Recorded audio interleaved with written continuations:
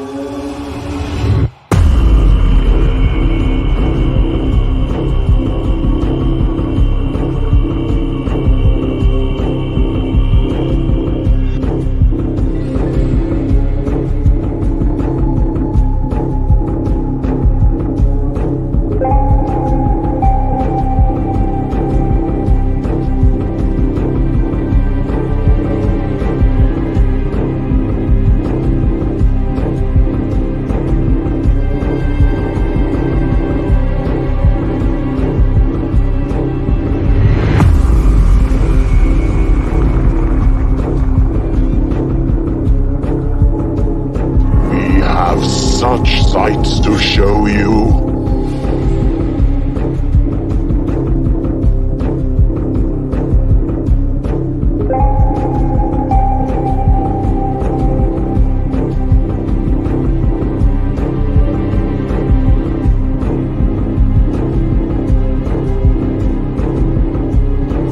We'll tear your soul apart.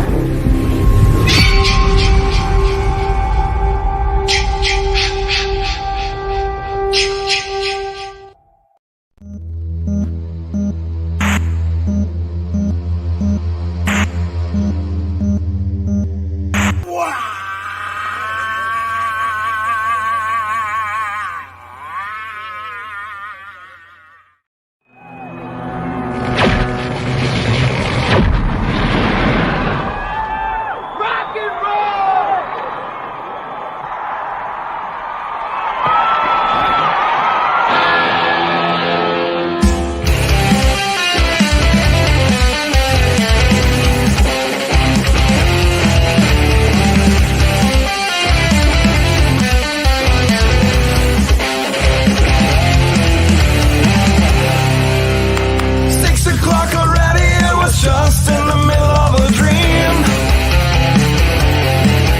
I was kissing Valentino by a crystal blue Italian stream. But I can't be late, 'cause then I guess I just won't get paid. These are the days when you wish your bed was already made. It's just another manic Monday. It was Sunday, 'cause that's my fun day. I don't have to run day. It's just another manic Monday. I wish it was Sunday, 'cause that's my fun day. It's just another manic Monday.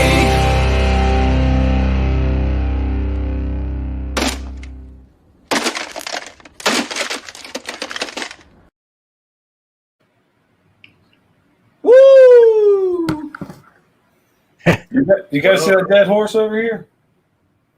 What? Which what? one? Getting pretty good. He sounded good. Almost sounded like he pushed the button there. Sorry. That is What is up, everybody? I'm looking at a bandwidth issue or something. I got like a signal problem, so if I crash out. Is that you that's slowing everything down?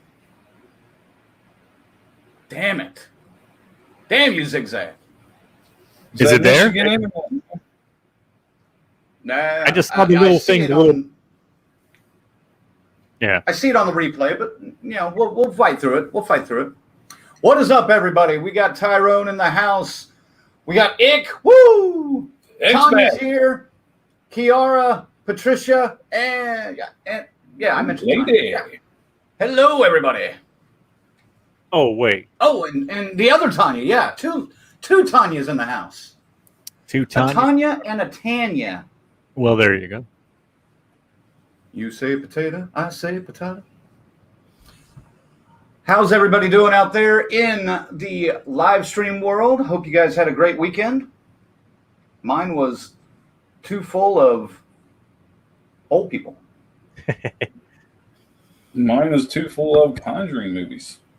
Oh, man. There was a lot of them. And you own them now. You're a proud owner of the entire lot. Except that last one. And then they were free on HBO Max. Yeah. Literally. I was like, ching! But yeah. Yeah. I was... correct. Just so you guys know, we are frozen on Facebook. Apparently. Not On my end. frozen. It's iffy. But yeah. It's stuttery. It's Ziggy and his goddamn lag. I don't even know what to do, man. I got it plugged into an Ethernet cable direct to the goddamn modem, and it's still telling me, it's showing me a Wi-Fi problem. It's like, huh? Doesn't make any goddamn Hopefully it sense. goes away. Your internet's saying, "Wow!" Yeah. This is Comcast Detroit. Yeah.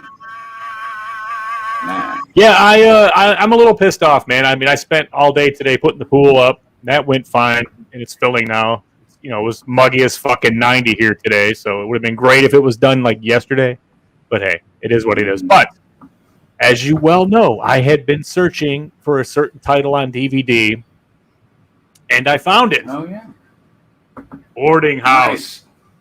Now, S. Michael, he subjected himself to a viewing of this. I did not say to watch this movie.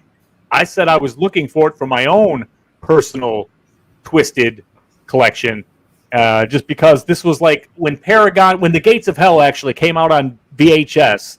This was one of the previews that was in the fucking box with it. This Funeral Home was another shit movie they had. Just Before Dawn. They'd always run these trailers way before the tapes and shit. So this was one of them. It sucks. It's terrible, but it's just one of those ones. But here's the thing. But you had to have it. I had to have it just for the collection. But, that's the thing. Out of print, hard to find, $60, $70, $80. I got lucky, got it for $30. God damn it. The fucking mail busted it all up. The case is all fucking messed up, man. I'm pissed. Dude, you can get another case for like 10 cents. You can't. These old ones are sewn right in there. You can't even get the slips out, man. You can't get the slip out of that one? No. It's an old school one, man. Damn it. All right. Fucking That US looks like people were saying you guys are doing better now, or the stream is doing better. So Patricia Doe, she says Zig is having Conjuring issues. Oh, After yeah. watching 8 films in like 4 days, we're all having Conjuring issues, okay? Because I will admit, I'm not the biggest fan of this series. I like it for what it is. I appreciate it for opening new eyes to horror since 2013. But I don't think these guys are huge fans of it either. Colonel, am I wrong? You are correct.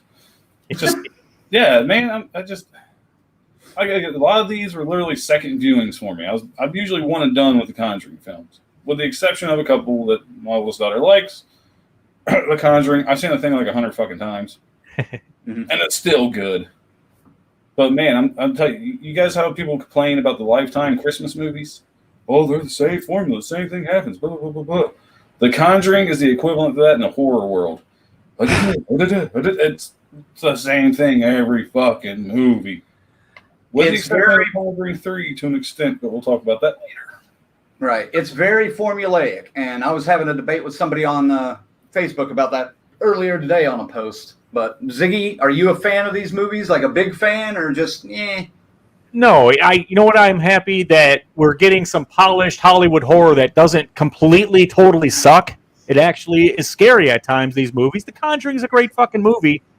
I don't know if we needed all this whole universe like this, but after watching it again and doing some research, I do see some tie-ins here and there that are clever, and it's cool. I kind of like it, but man, this isn't the kind of, it's not the best stuff. It's just it's every formula is the same. In fact, I need to counter the Conjuring with my own witch.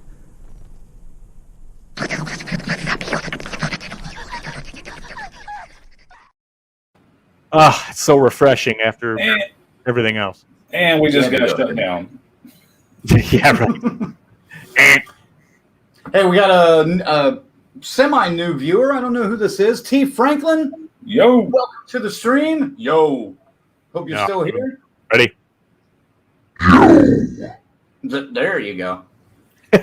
Oh, my gosh. Oh, man. You know what I'm starting to do in my sleep? Spoiler alert. This is just a stupid joke because I'm not going to go in depth in my rankings. The Nun couldn't produce a decent jump scare to save their lives. Oh, like shit's about to happen. Oh, there she was. Listen, the thing with The Nun is, that one's all about atmosphere, the sets. You're right. There isn't a whole lot scary-wise with it, but you know what? I don't hate The Nun like everybody hates the fucking Nun, man. You might be surprised where I put that on my list. I wouldn't be surprised. We're gonna get into all that a little bit later. First off, though, let's thank our members. Our list is growing a little bit. We got our final girls: Chris, Lorena, Christy, Luke, and Tyrone. Thanks to all of you. Our crazy Ralph, Angelo, and our camp counselors, S. Michael and Dave. Thank you guys for supporting the DCS. We do appreciate it. And I actually want to address something before I get into the sales pitch. I want to mention one more time, we do have our DCS Pride logo t-shirt out there. It is available on our store at shop.deathcursesociety.com. We did get a message a few days ago about, hey, since you're taking advantage of the whole LGBTQIA plus community, why don't you throw a few bucks out to an organization? And I responded and I said, do you realize we've only had our shop open for like 4 months? We're not going to sell any of these. If we were going to sell 100, 150 of these, you're goddamn right, we'd donate like $4 or $5 to some organization. But we're probably going to sell 3 of these. I'll be honest. I'm not complaining about that. That's just a matter of the situation. That's a matter of fact. Next year, if we have 1,000 subscribers and we have 50 people in here watching the stream at a time, we'll probably have more sales of this. But for this year, we're not going to stress over sending somebody a $4 check. Hey, from the DCS, and be all proud about it. No. Oh, fuck, man. You know what? We'll get your opinion on it next year if we get to that level. And then we can make some bucks for someone. We talked about it, but it's exactly that. We're not going to sell. And we decided we discounted the thing. So we just said, we'll pass the savings right to the fans this time. And next year we'll readdress it for sure. But it's a great point, and yeah, you're not wrong. And we did talk about it for sure. But yeah, absolutely. $6, $8 you would get.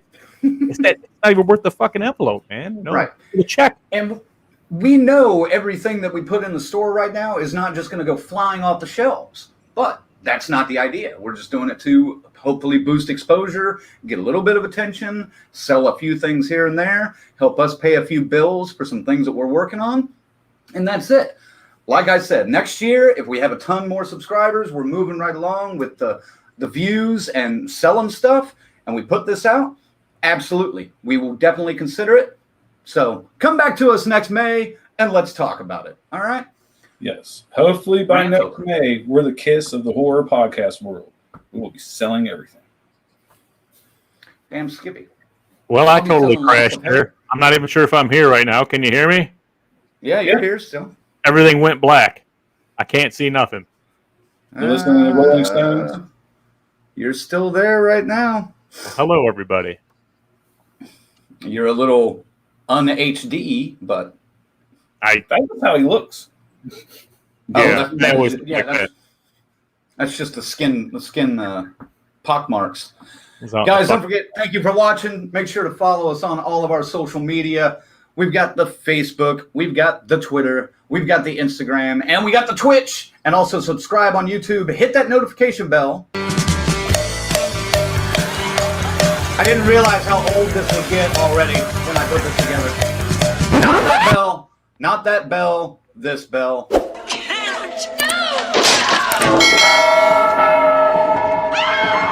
There we go. That's much better. Also, don't forget to visit our website at deathcursesociety.com, where we got all of our stuff compiled into one little small area. We got all kinds of stuff on there that you want to check out. Fan films, short films, everything that your heart desires. Also, check out our Join. That's how you can become a member. You can join the society, be a camp counselor, a crazy Ralph, or a final girl or guy. The levels and the perks are all listed on there. Get your info on there and check it out. Throw us a few bucks. We'd appreciate it.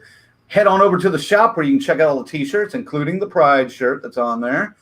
And purchase some stuff. We got t-shirts. We got, what else? Hats. There it is. There you go. We got face masks, even though those are going out of style now. Mugs, accessories, and more. I'm going a little too fast tonight. Or the video's going slow because of Ziggy's fucked up connection. And hosting this fucking thing. If you just listen to us, we're on Anchor, Spotify, Breaker, all that stuff. If you don't subscribe to the DCS,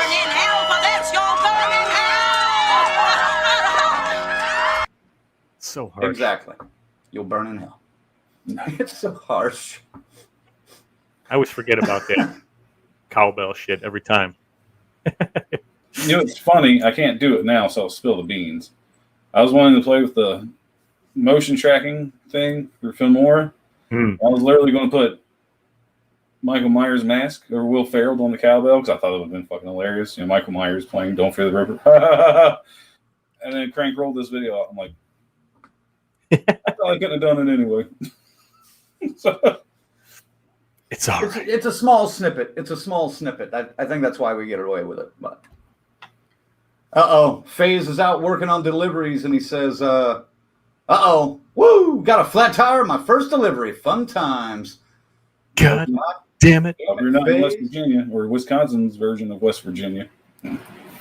Just saying. That's true. I've seen that movie, I think. Kiara says, I want the rainbow DCS shirt so bad. It's available, and it's cheaper than some of the other shirts. Tommy Click in the house. What up, Tommy? I know what you want to ask us, and we're working on it. So, Episode 11, Season 2, Freddy's Nightmares. The review is coming soon. Just give us a little time, man. We are working on it. I just wanted to get that out of the way. Next May, the Conjuring 7 and a Death Curse shirt. Sweet. There you go. Yeah.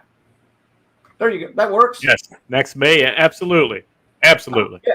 Yeah, we'll have hopefully a whole new audience. So. Not a whole new audience. The same people. No. These are the core. A bunch of new audience.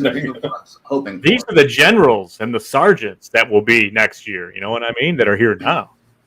That's right. Tanya, the website is shop.deathcursesociety.com.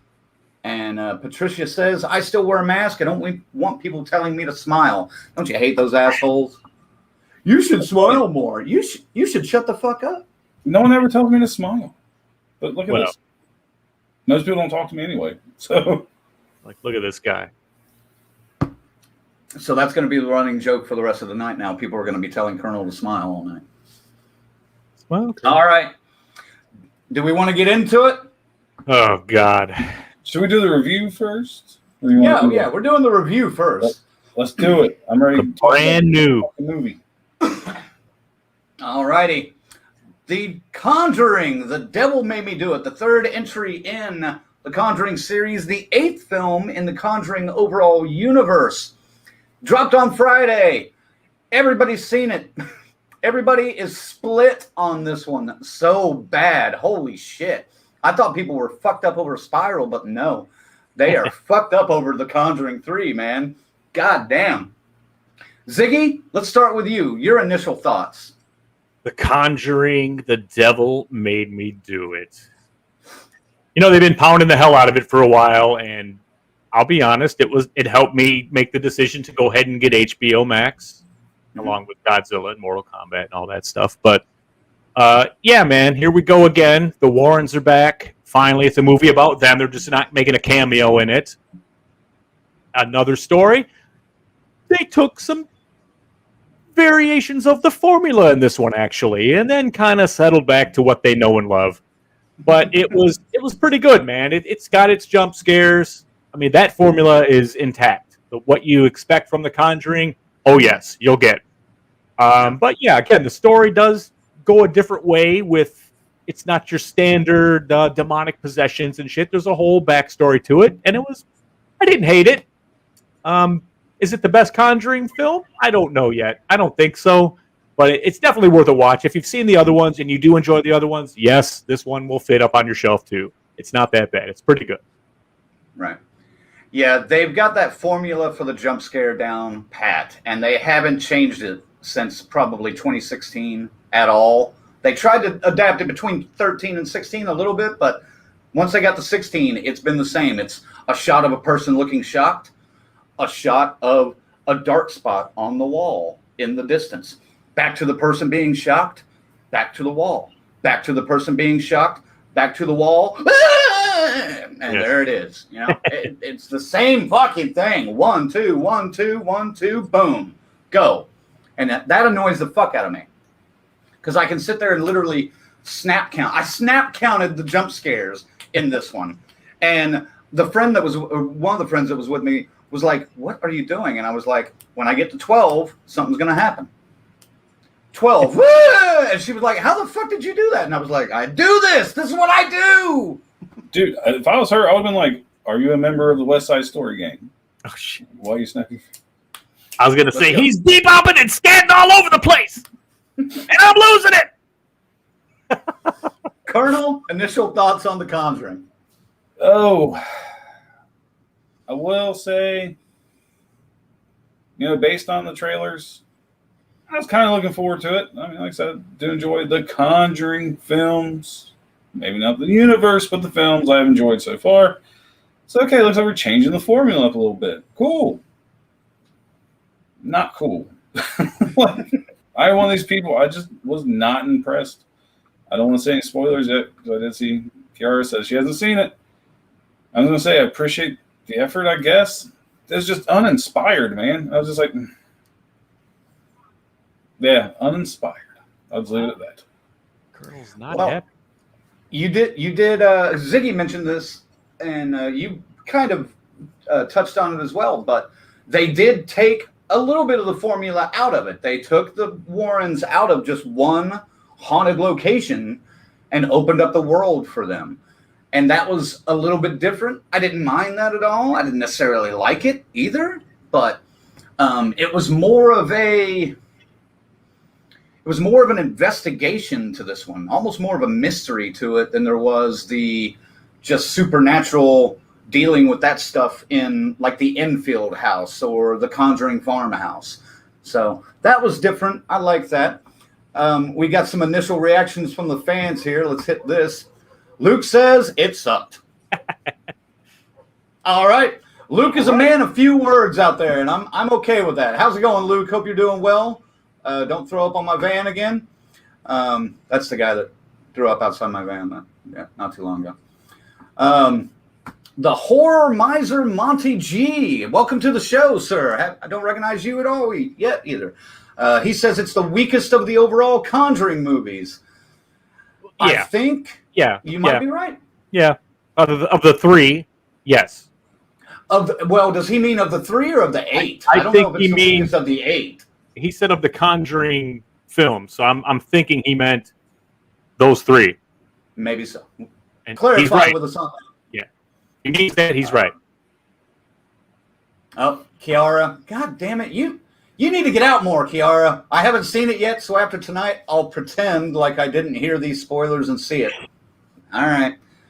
Yeah, we are going to get into some spoilers, but that's going to be later. You know how this goes. We try to keep it open for a little bit, and if you guys want to leave later, don't want to hear us spoil this shit, we get it. Just come back.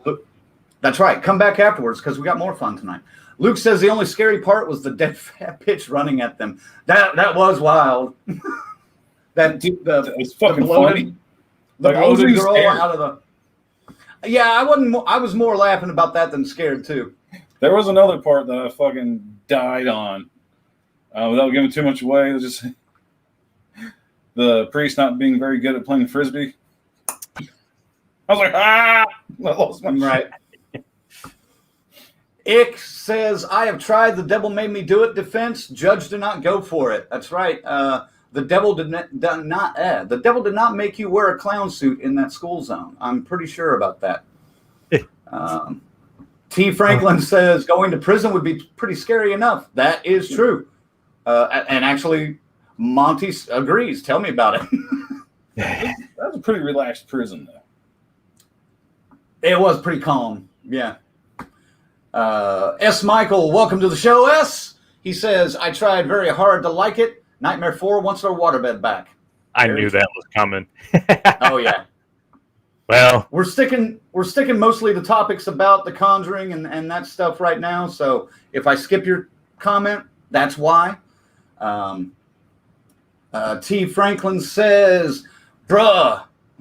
Did I say that right? Bruh. Yeah, When the lady was in the woods doing the knife thing, I was like, shit, her husband and cop got to be cringing watching that. Yeah, that was a decent scene. Tanya, the lady, says, love the first Conjuring. Second one to me was the best all around. Third one, trailer looked amazing, but watching the actual movie, it seemed a bit drawn out and it was lacking for me. I found myself watching the time to see if it was almost done. Yes. Duarte says, hey, brothers. You guys have the best YouTube show today. Horror Films for Life. Thank you. Thank you, sir. Tell your friends. And Monty confirms he does mean the 3 Conjuring movies only. All right. yeah, I thought, yeah, and he's right then. Yeah, he's 100% right. Yeah. All right. So this film opens up the world more, like I mentioned, for the Warrens, taking them out of the limited single haunted house and having them deal with possessions on the move. Colonel, what did you think of that choice, and did that work for the third film? Man, when they first made that move, I was like, okay. I was intrigued. Like something different. At least we're out of the same house, you know. Dude, that got fucking boring too. Like it was just here I'm watching a fucking detective movie. I understand they're like investigations into hauntings. But saying we're gonna prove this boy was possessed by the devil or whatever, possessed by a demon. And then, the whole thing in the fucking other precinct and dude, it just is like, okay, come on. Yes. It was this one. It could have been an hour and a half movie, easy. But, I mean, really, think about it. This movie was an hour and a half. The other hour was them fucking walking through the fucking woods. Dude, yeah, it did not work for me. I wanted to see where it went, and it went in the wrong direction, right off the cliff, almost. Almost off the cliff, but not quite. Spoiler. They saved it just in time. Ziggy, what about you? Do you think that worked for this film, and do you want to see more of that in future Conjuring films? Well, you got the whole thing. This is kind of loosely tied to reality and history.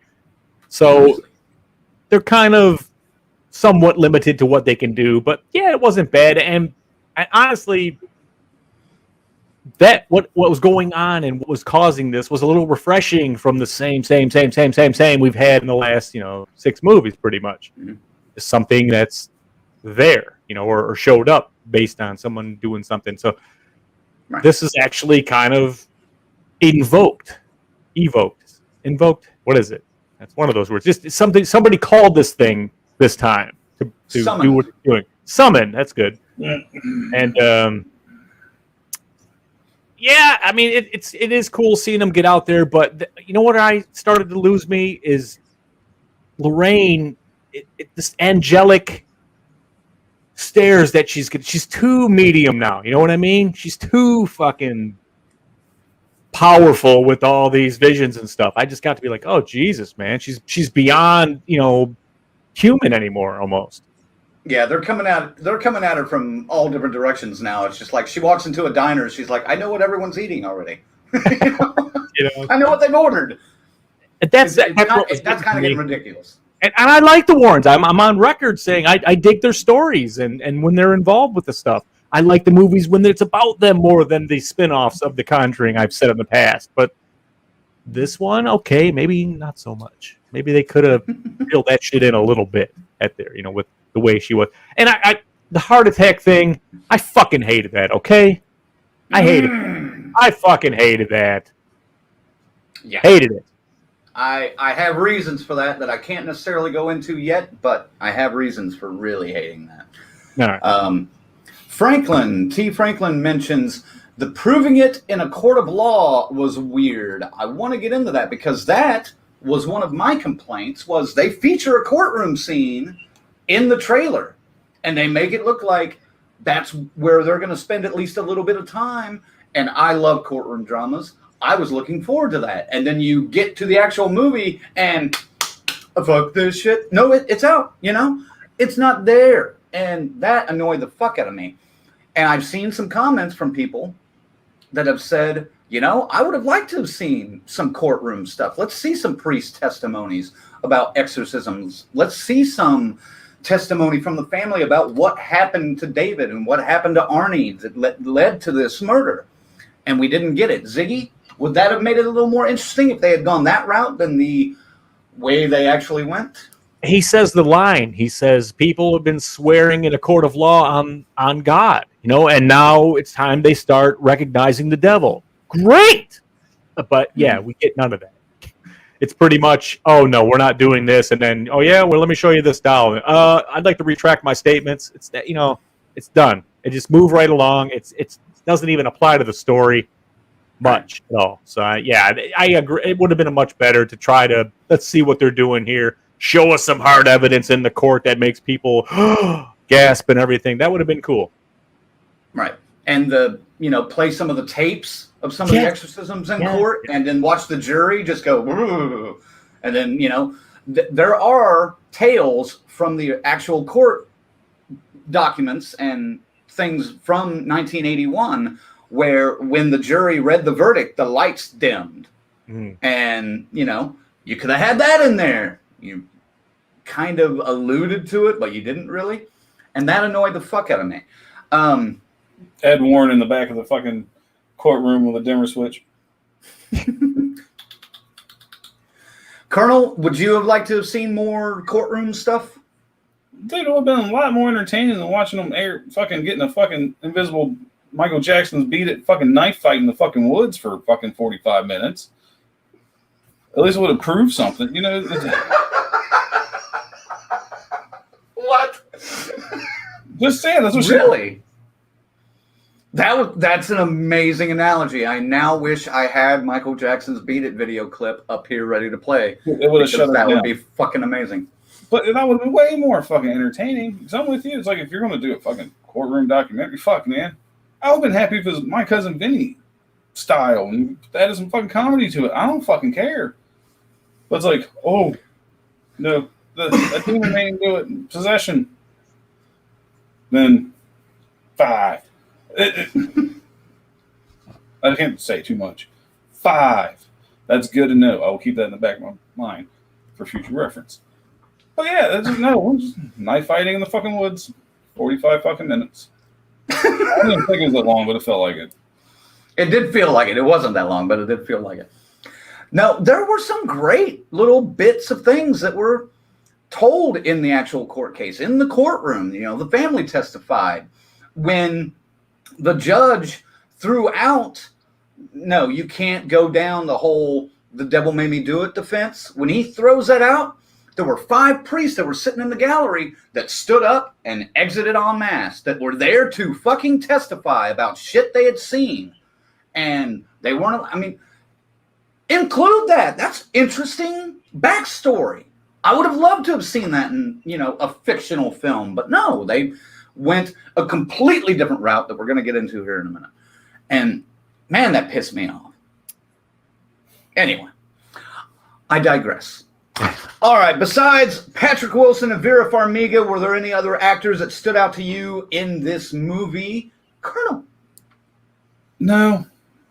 I'm sure there's some people that did a fine job, but no, seriously, I did not give a fuck. It got to the point I stopped fucking caring. And it was... Okay, let me pause this. damn, I got 2 hours left. Like literally after like the first 10 minutes. It was only an hour and 52 minutes. Whatever. It doesn't matter. It felt like a fucking eternity, okay? It's like I started that movie at 1:30 in the afternoon. Next thing I know, it's 7. What happened? I zoned out. Not really. I mean, I did pay attention to the movie. But no, I really give a fuck less about any other actor in the movie. I just didn't care. I did chuckle when he's like, wanted to go shake his hands. Like, I got chicken shit on my hand. I was like, That's the one I was getting to because somebody already brought it up. Well, yeah. S. Michael brought him up. John Noble, he says, he was great as he usually is. I did enjoy the little twist he was involved in. I love John Noble. When he showed up and he said that line, I got chicken shit on my hands, I was laughing. I leaned over to my friend. I was just like, I just love this old guy. You know, and she's just cracking up. How about you, Ziggy? Did you find any other actors in there that you enjoyed? I thought the villain was particularly effective for this one. I would have liked to have seen that fleshed out a little bit more. The later villain? The cause, yes, the one responsible for what's happening. Okay. She, to me, had a really cold and callous delivery and deliberate what she was doing, and like, fuck off. I need to get 3 souls for these guys, and I don't care who they are. I got my targets, and get out of my way. I'm coming for them. Even when our hero, the medium, the angel, fucking, gets face to face with her in one of her visions and shit. It's like, even that was cool. It made that scene was less stupid with that character involved. And who knows? Maybe she will be back in some form in the future. We don't know because, I understand, but now, just the way she was portrayed so evil, maybe they got a job for her on the other side. I have a feeling there's a whole other movie based on some of that stuff that we'll get into. But let me hit a couple of comments here. T. Franklin says, 2 medium is a good way of describing this movie. Yes. Monty mentions, I was looking for The Exorcist of Emily Rose film. I wasn't necessarily wanting the entire film to be courtroom, but have 20 to 30 minutes of stuff. Maybe 15 to 20 minutes of stuff. That's what I was thinking. Tyrone says, yeah, the courtroom would have been good to see. T. Franklin says, Your Honor, I move the witness Lucifer to the stand. Very nice. And Monty also brings up another good point. This is what happens when you replace the Hayes twins, who wrote the first 2 Conjuring films. Yes, they had a different writer on this one, and it showed. They had a different director on it, too, correct? Didn't Chavez do this one? I didn't even pay attention if it was. I didn't even pay attention. Juan just the paycheck. I think Michael. Oh yeah, I think Michael Chavez, the guy who directed Curse of La Llorona, did this one, if I'm not mistaken. Well, that explains it. Right. All righty. Colonel, how about? No, I already asked you that. Never mind. Let's move on. Now, you could watch this movie. It seems like both of you guys watched it on HBO Max. Is that correct? That's right. And you're right about the director, too. Okay. Do you think this would have been any better if you had seen it in the theater, or were you that disappointed in it? Ziggy? Yeah. Just like A Quiet Place 2 was pretty good in a big theater like that. This one would have been... You're all of a sudden, you're kind of in there with them in a dark theater and that kind of surrounding, and it's super fucking loud in those movies, so those jump scares would have been amplified. So, yeah, probably would have added a little bit more to the experience, I think. How about you, Colonel? Of course it would have added more to it, but if I wanted to see it in the theater, I would have. Just being honest with you, I would have taken the time, the one weekend and forever I've actually had off. I was like, fuck it, I'm just going to stay home. I don't want to pay for this. Just rah, rah, rah. Like I said, in the dark, it's rah, rah, rah, rah, rah. I usually enjoy that. But now with this, no, not at this point. I'm glad I didn't pay that money. I'm glad my HBO Max subscription's almost up. They're about to charge me $15 a month. I'm going to say, fuck this shit, I'm out. I paid my lump sum up front to get this just for this reason, and here we are. Are we going to talk about the main villain before I bite? Oh, yeah. Oh yeah, we're getting there. We're getting there. Okay. So We're I got a getting lot there. to say about her. I bet you do. I bet you do. BK's in the house. He says, "What's up, killers? The kids and I are watching right now. Just wanted to chime in." And Monty says he's got to get back to work. Keep up the good work, fellas. Thanks, sir. Earn that. Thanks for money. popping in, man. Yeah, thanks for popping in. Make sure to subscribe on your way out the dope. T. Franklin says, I know Ed and Lorraine lived through the series, so don't show me them in compromising positions. Another good point. They do have some situations that arise, but they took a lot of liberties with this film that weren't necessarily part of the real storyline. So there could be a situation where they kill one of them off at some point. I don't see it happening, but they could. I did see this in the theater, and honestly, I could have seen this at home just as well. I don't think it would have made that big of a difference with me. And I love going to the theater, but if it was going to be a very slight difference. So that's all I'm saying. And Lorena's in the house. Oh. All righty.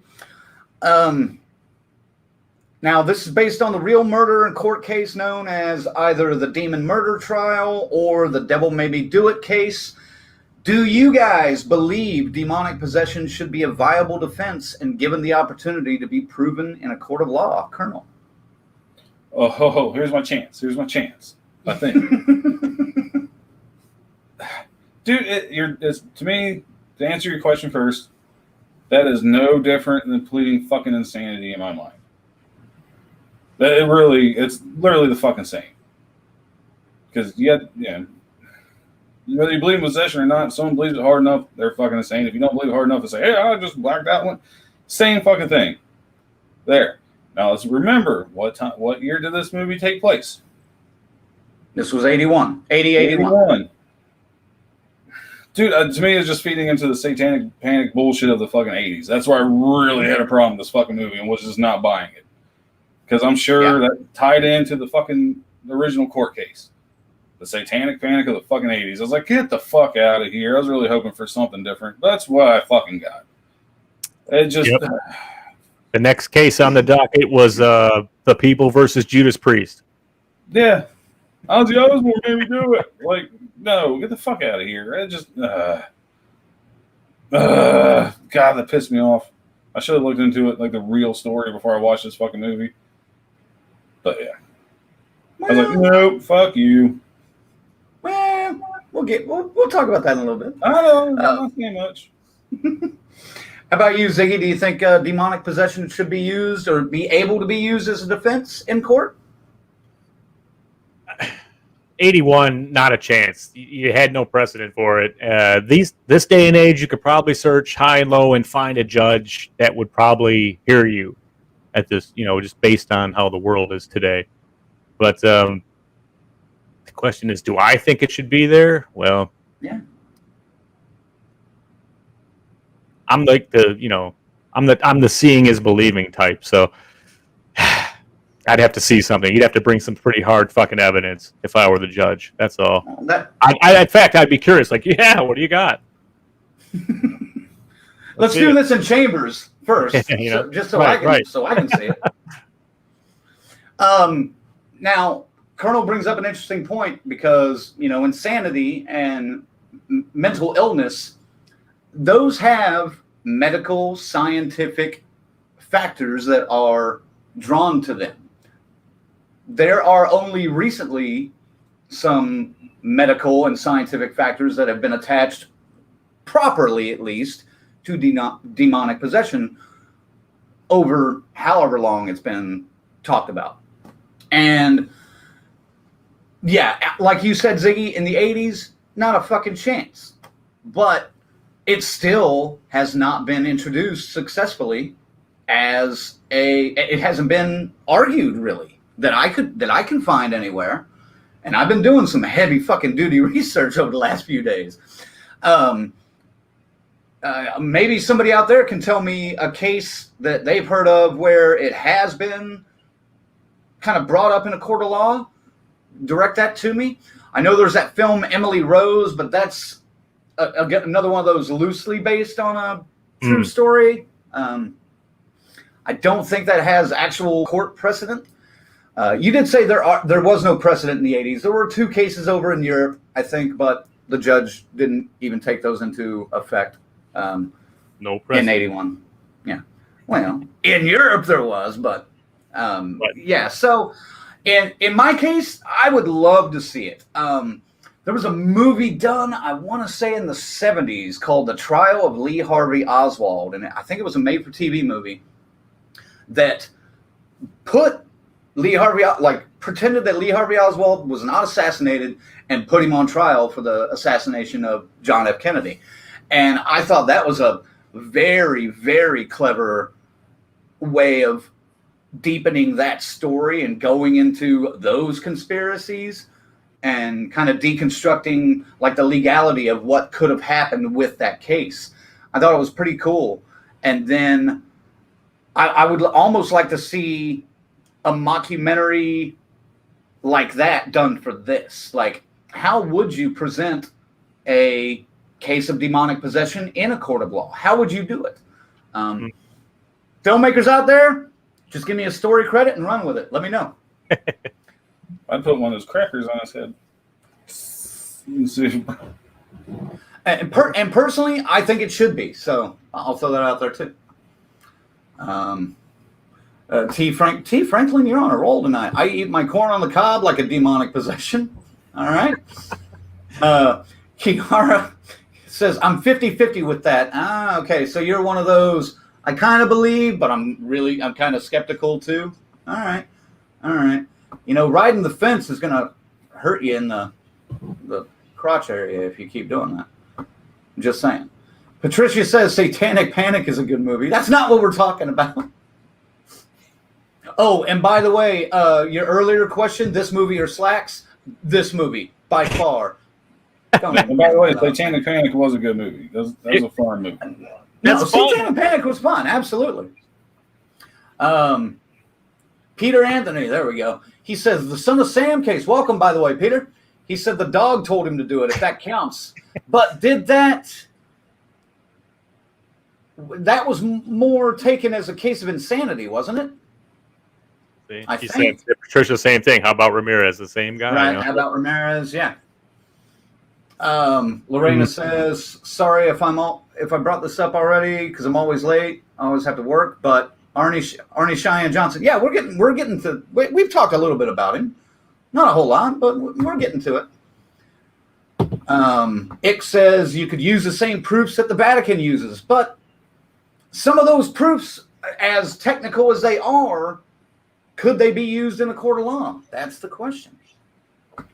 S. Michael says it's as good as the flying spaghetti monster defense. Well, and you got the McDonald's hot coffee thing too, which is fucking bullshit. But that was civil court as opposed to criminal court. So, well, none of them can stand up to the Chewbacca defense, as we all know. You cannot. Lorena says the whole Arnie Johnson thing only worked because... Okay, I'll wait. Yeah. All right. Okay, now, this film strays drastically from the alleged true events as detailed in the Gerald Brittle book, The Devil in Connecticut and the Warrens account. The biggest difference was the inclusion and importance. Here's where we're getting the spoilers. I forgot this was that question, by the way. Here's the spoilers, by the way. The biggest difference in this was the inclusion and importance to the plot of Isla, known mostly as the occultist. Colonel, you were the one that wanted to talk about her. What were your feelings of having the Warrens deal with a human enemy as opposed to a spiritual foe? It was fucking dumb. I did not expect them to fucking mind fight with Wednesday fucking Addams down in the fucking cellar. Spoiler alert. I thought Wednesday. This still doesn't matter. It was fucking dumb. I was like, there's a witch totem in here. Oh. Yeah, I know I'm supposed to believe this shit when I'm watching these movies, but yeah, okay, that was really gonna fucking work. And like again, just feed into that satanic panic bullshit of the fucking 80s, man. I was like, nope, that's what they got me. It's like you should have just kept it with the fucking demons. I could buy that. I could believe that for an hour and a half, 2 hours. Like, seriously, as soon as they showed her, I was like, great. And the more I watched her, I was like, that's fucking Wednesday Addams. Like, I just done. Fucking done. She wasn't even, Zach loved her. I just thought, I know she was supposed to be dry. I care less. Like Luke said, I was more interested in the fat reanimated corpse running and then Ed Warren fucking hitting that motherfucker like he's Lawrence Taylor. Boom! Like Granny grabbed Lorena, but I was waiting for him to do a hell of a fucking blind block, like blind shot side hit on that fucker. Like, I didn't get it. That would have saved this movie for me. It was just a good tackle alone. I would have been like, nice. Near the end of the movie, they go back to a former priest named Kastner, who was played by John Noble, and he tells the secret that his daughter, that he raised secretly because he was a priest at the time, was around while he was investigating a group called the Disciples of the Ram. And she became somewhat obsessed with him, got into Satanism herself, and she turns out to be the catalyst between a lot of what's going on here because of these little witch totems that are tucked away in not just the Warrens' house, but somebody's house in Danvers, Massachusetts, and then, of course, the Glatzel house in Connecticut. So, Ziggy, you liked this turn of events? I guess maybe it was something different for me, man, but I like the way she played it. You know, does it really fit into what this world is and what it goes? I don't really give a fuck. I just liked what she did with the material, and I would like to have seen that character fleshed out even a little bit more. Let's see what got her to this level of fucking sadistic and evil like this. How did she make this fucking deal like this? You know, I mean, let's see all that, man. I didn't think she was that bad. She was a fine villain for this, and I hope she can come back as a demon herself to torment the Warrens further. It would be great. Well, we can also, it's not like they go chronologically with these films. We can also go back in time and see more about her. Yeah. I think. Yeah. And I have a feeling we will. S. Michael says she had daddy issues. I couldn't even say it without laughing. I saw that. Tyrone says, if it's good versus evil, then all evil things would be from evil and vice versa. So everything bad would be from the devil, not guilty. Okay. He's talking about court stuff, I guess. I just dropped the gavel for him. Oh, okay.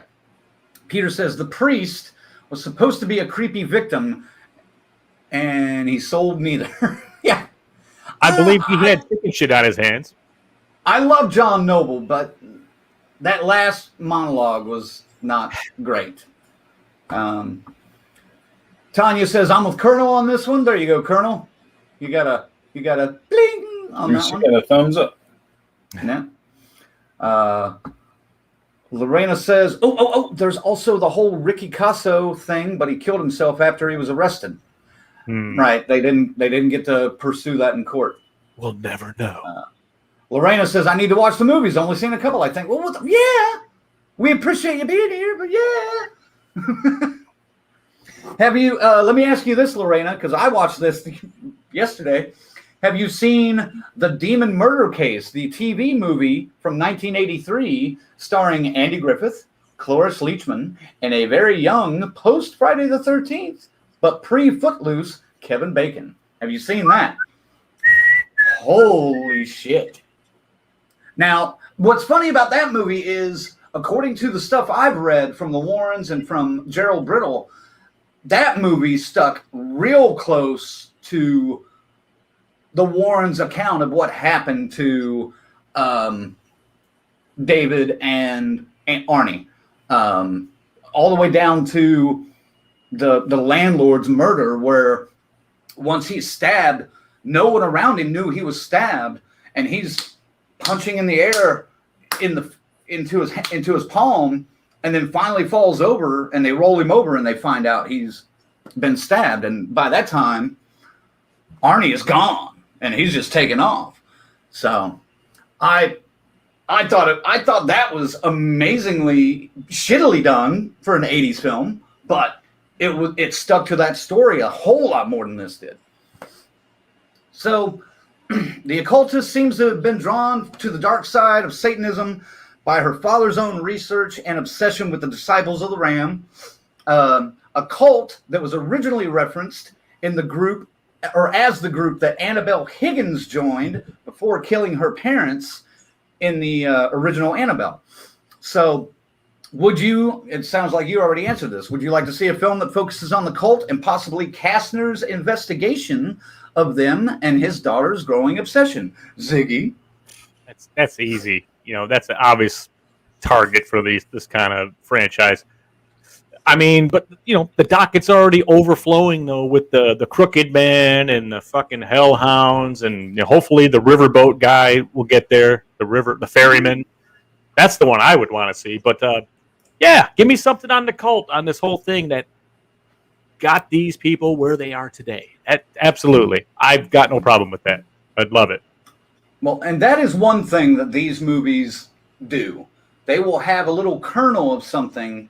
They will have a little kernel of something in their movie that somehow will tie to a movie 3 films down the road. It's just so weird the way they can plan this out. It's almost as intense, not quite, but almost as intense as a Marvel universe, but it's getting there because where did they got the idea from? Of course they did, but they're not. They don't have 12 movies planned for the future right now. Right now, they have 2 in pre-production that we know of. So, Colonel, do you want to see more of the occultists, Isla? No. No? That put me all you want, you cocksucker. No one gives a fuck. Literally, I want Zag on the Ferryman. I would love to see a movie about that. That was cool. Stay away from that shitty CGI fucking werewolf again, please. That's first. At least do practical effects if you do it. That's not first. But they won't. But that's all right. Anymore. That's what you guys said. I was off in La La Land for a second. No. Mid-sentence. All right. Yeah. Well, Lorena says, holy shit, I have not. Why have I not heard or seen that movie? It's like it's made for me.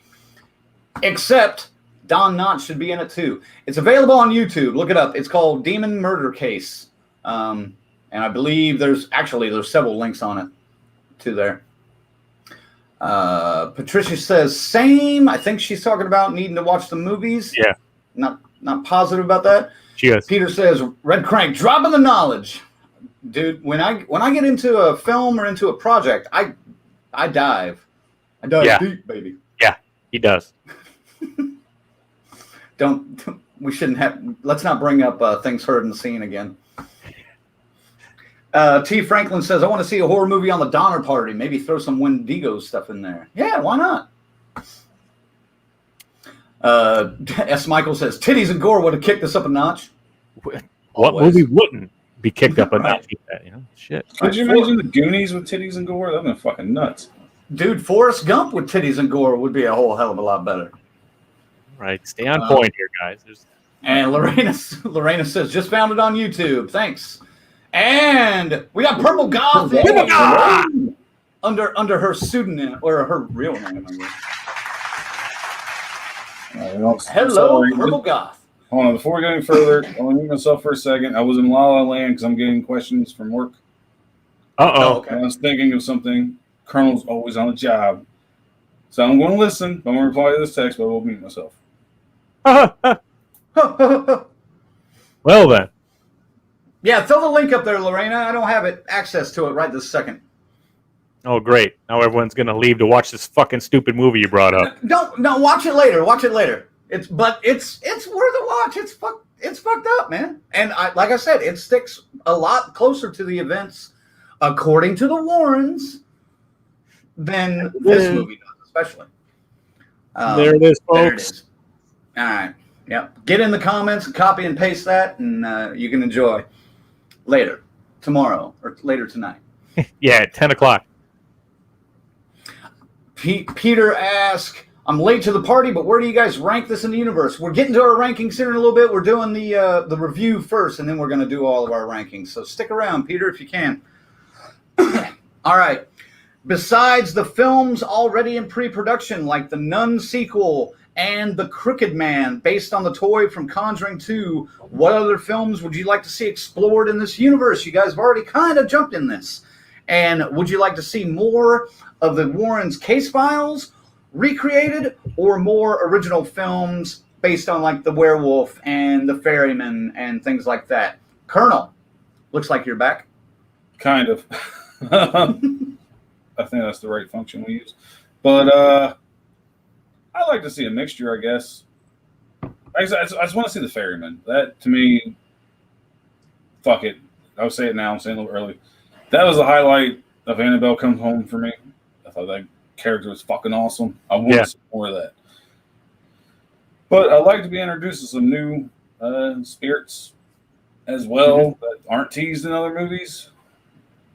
Like, come on, just hit me with something new. Just brand new. You know, from the Conjuring Universe. Shit rock or something. And rock turns into shit and comes back and haunts people. I don't know. Something different out fucking left field would be nice. Well, like James Wan has said, there are countless stories that they could do from this, not counting just the Warrens' case files, but then some of the stuff that they've created. Like The Crooked Man is a completely out of left field thing. That's more of a creepypasta kind of thing, isn't it? I guess. I mean, it's other game. Yeah.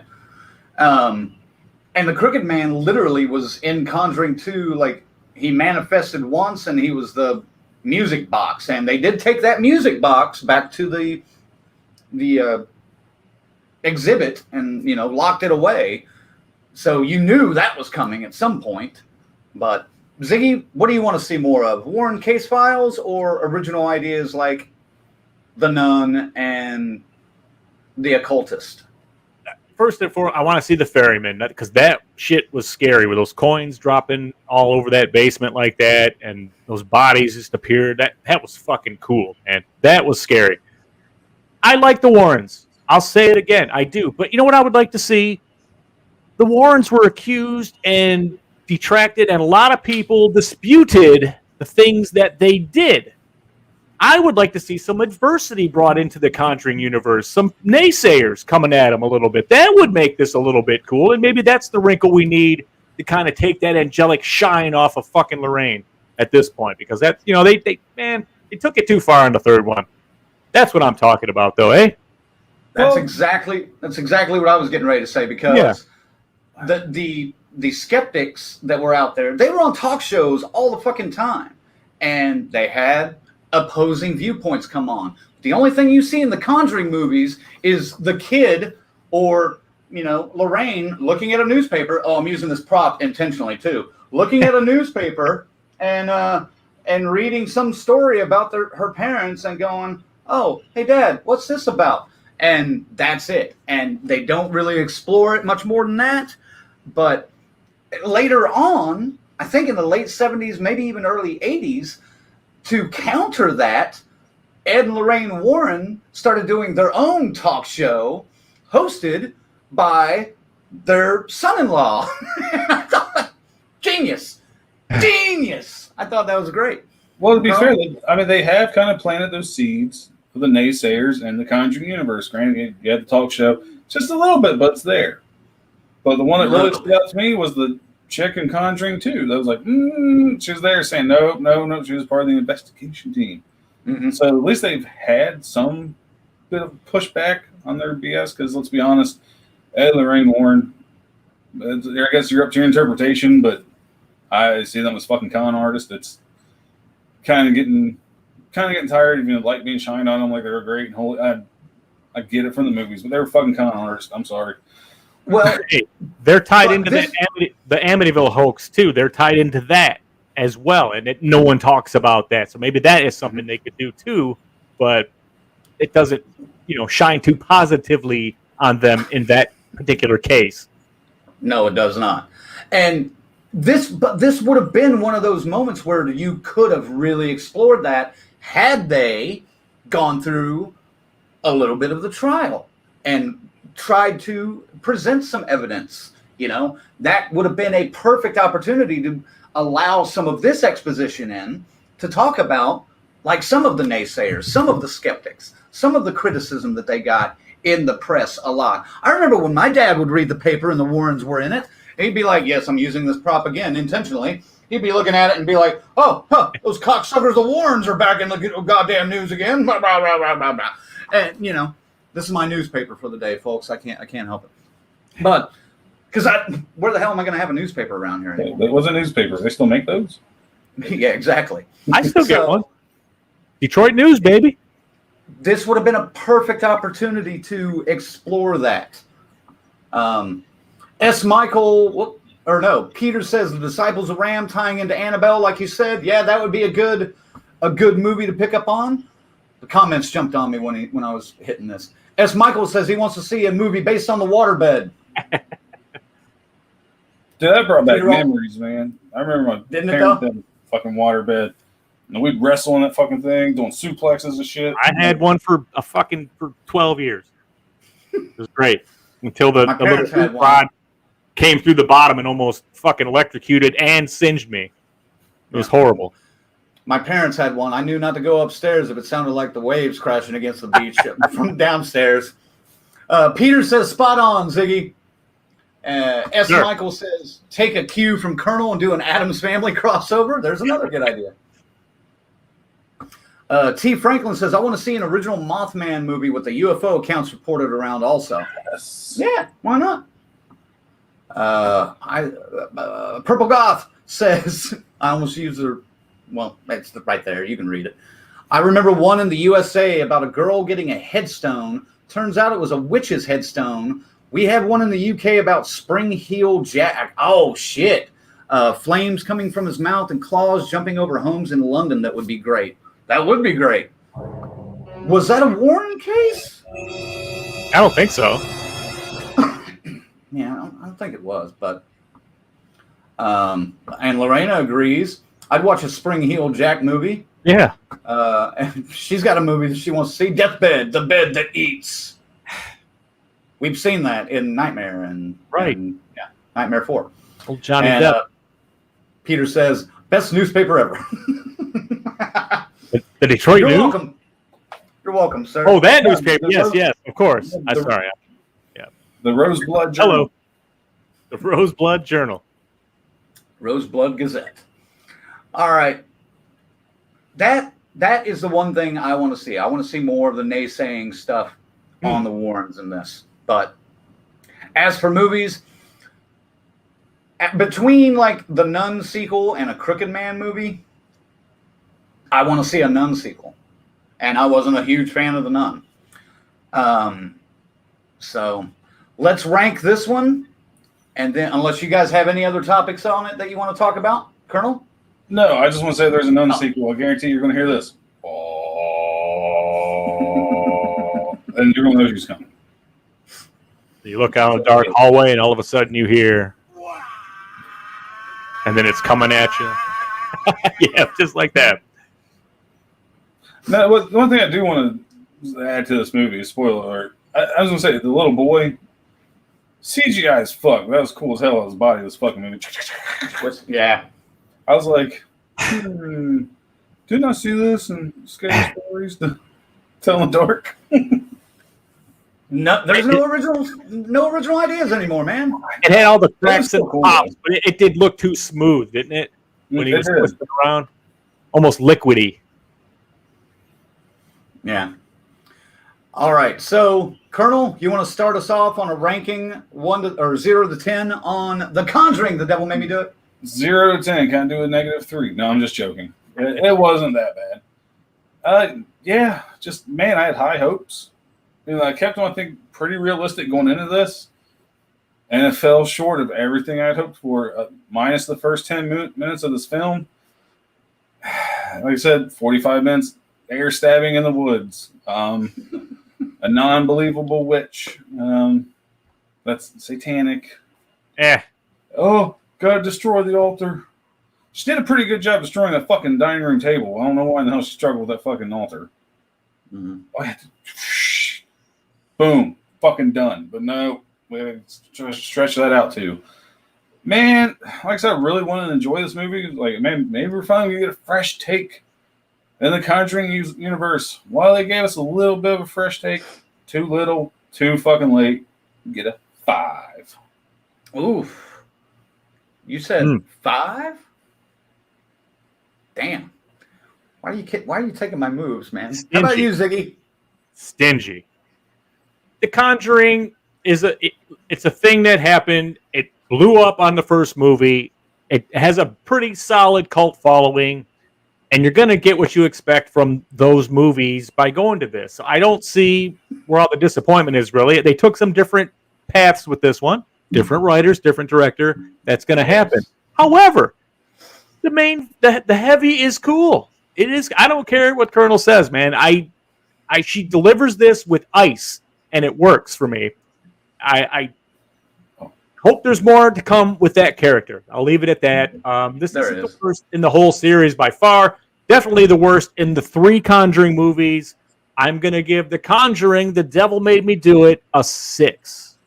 Ugh. All right. Hold on. Can I do it? Here's the witch lady off screen. I see you. What are you doing? Gasp. I'm sorry.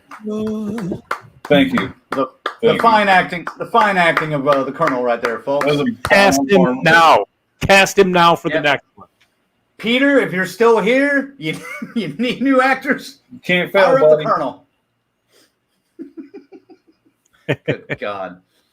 I've already expressed my disappointment about the lack of courtroom scenes, especially since they teased it heavily in the trailer. I'm disappointed in the fact that this did not stick to even the tale that the Warrens tell. They went so far out in left field with this one.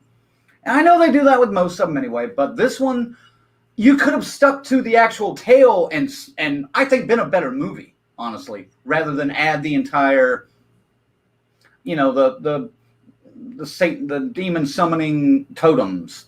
It felt more like a Dead by Daylight thing than anything, and that irritated the shit out of me. I didn't necessarily mind the occultist or Isla as much, but I'm sure we're going to get a movie out of her at some point about that. I think we're going to get John Noble as Kastner, the Disciples of Ram, the connection to Annabelle, and Isla. All 4 of those components are going to be combined into at least one movie. Oh, more Annabelle? That's what we need. Oh, yeah. Oh, we're getting more Annabelle, man. That's the biggest selling one. That's the whole thread through all of them. I think she's in all of them except one movie. I think The Nun. But this one, it just did not stick up to me as much as the other 2. The first 2 Conjuring films, at least.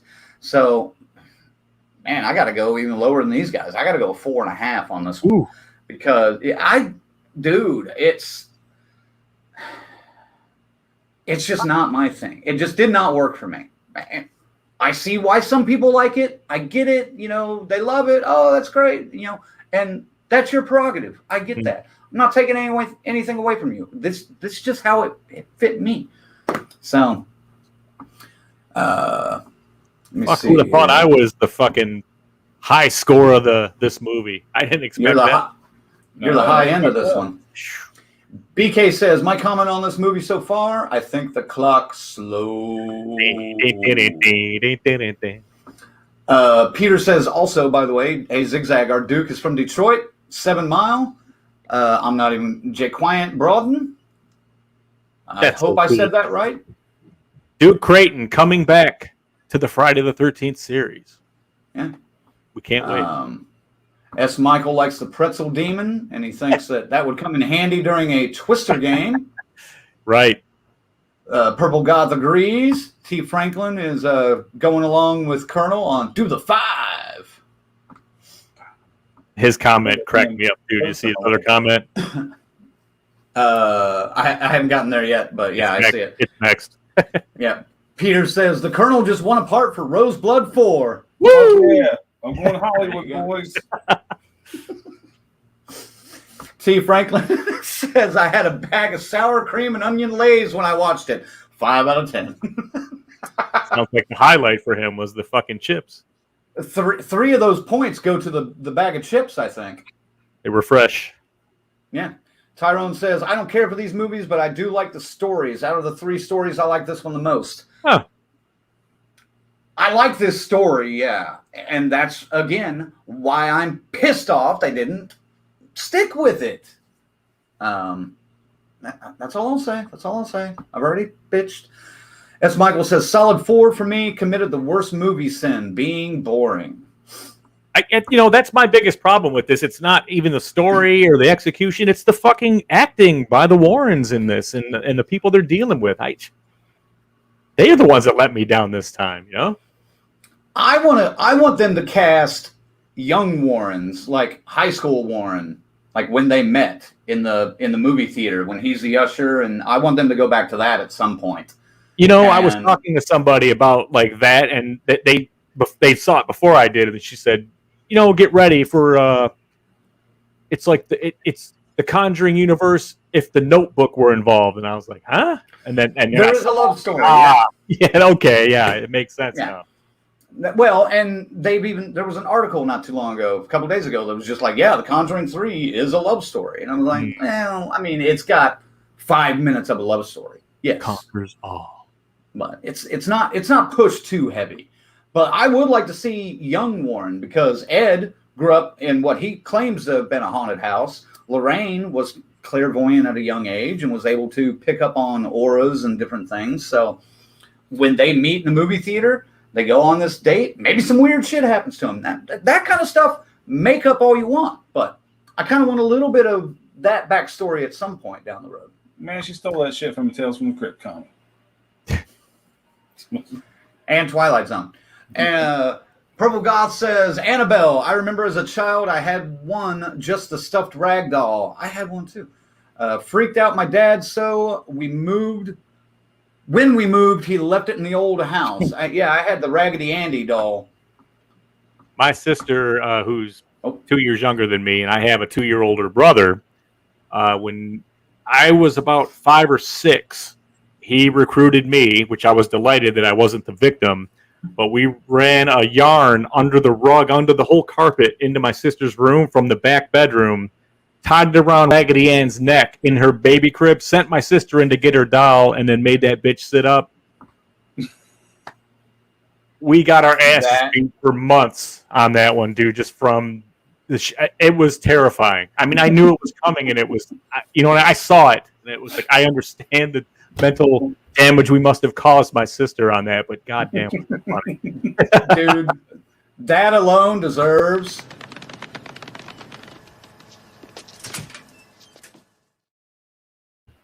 I've been this way my whole life, man. My whole life. Genius. And my brother, that was all on him. I was the distraction to keep her busy while it was all rigged up, So. All right. Let me wrap up a couple of these comments. Peter says, this was by far the worst acting of the Warrens. Yeah.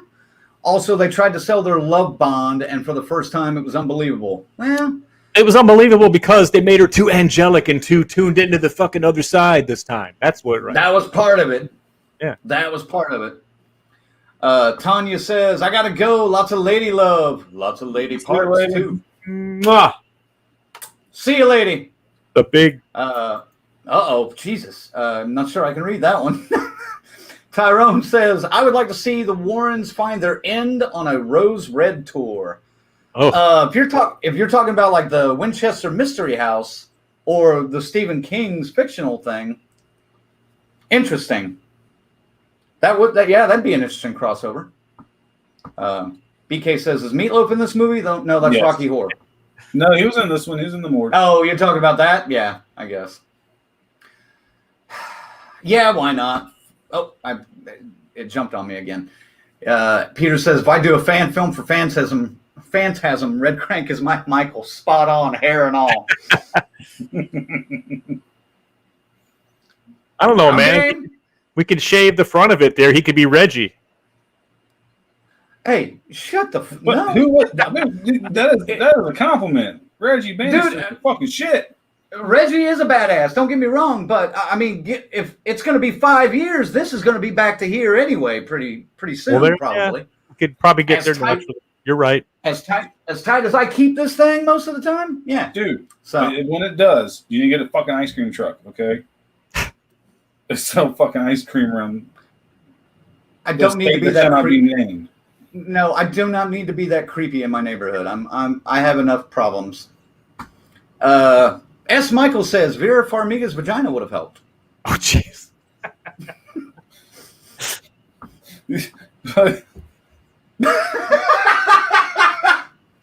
You busted the Colonel. You busted the Colonel, damn it. Be like, hey, man.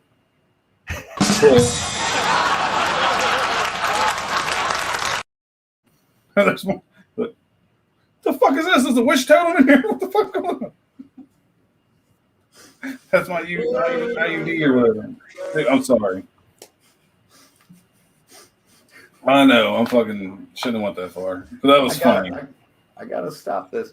Patricia says, I've made a zombie Raggedy Ann costume for Zombie Fest in Pittsburgh. I also own a ceramic Raggedy Ann necklace that's really creepy. Yeah, Raggedy Ann's creepy. And Peter agrees with you. True about me playing Reggie. Fuck you guys. We'll talk about it later. But I love that idea, by the way. A Phantasm fan film. Why the fuck not? Yeah. It needs to be looked into. Shit, in 10 years, I may be able to do the Tall Man. Because this is going to go white real fucking soon, I think. All righty. Who wants to start with their top 5 or their rankings? Top 8, I guess.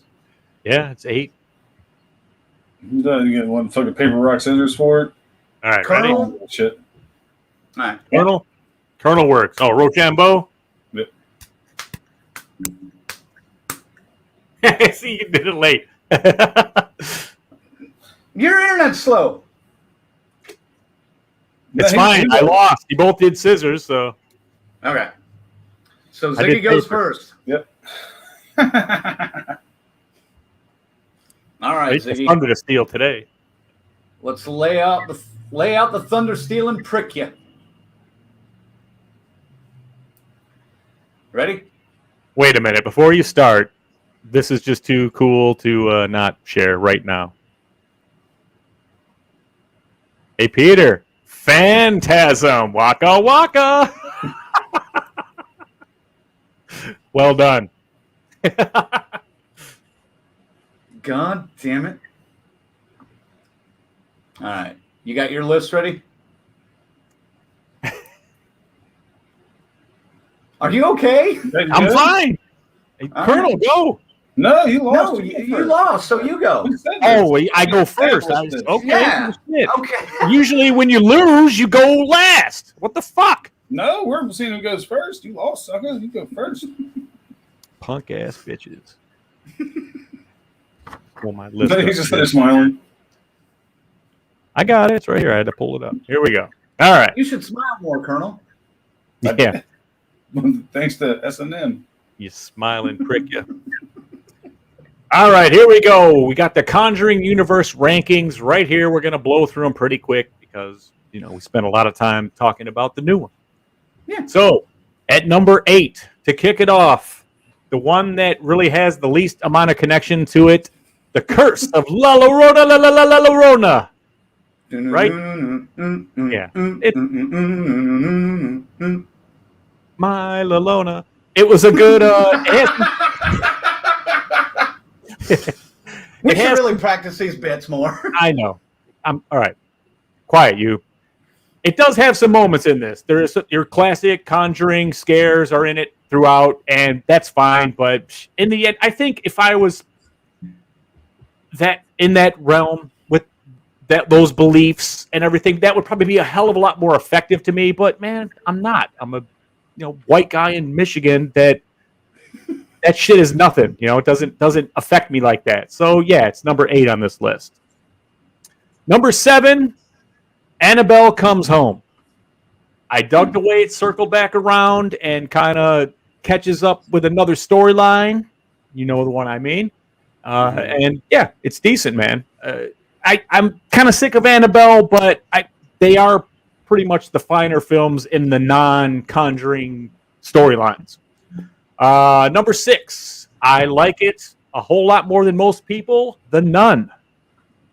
I don't understand why people shit on this movie. Yeah, it's not super over-the-top jump scary, but man, the fucking environment and the fucking atmosphere is so thick in this movie. I love it, that part of it.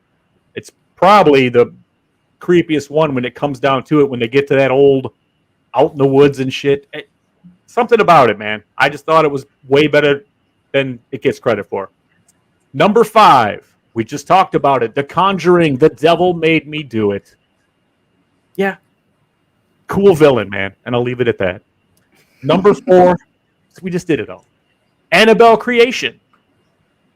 Had to get it going after it was. This one was, I think, out of the Annabelle movies, I don't know. Yeah, I guess the first one's probably a little bit better, obviously, on my list. But it could have been number 4. At number 3, Annabelle.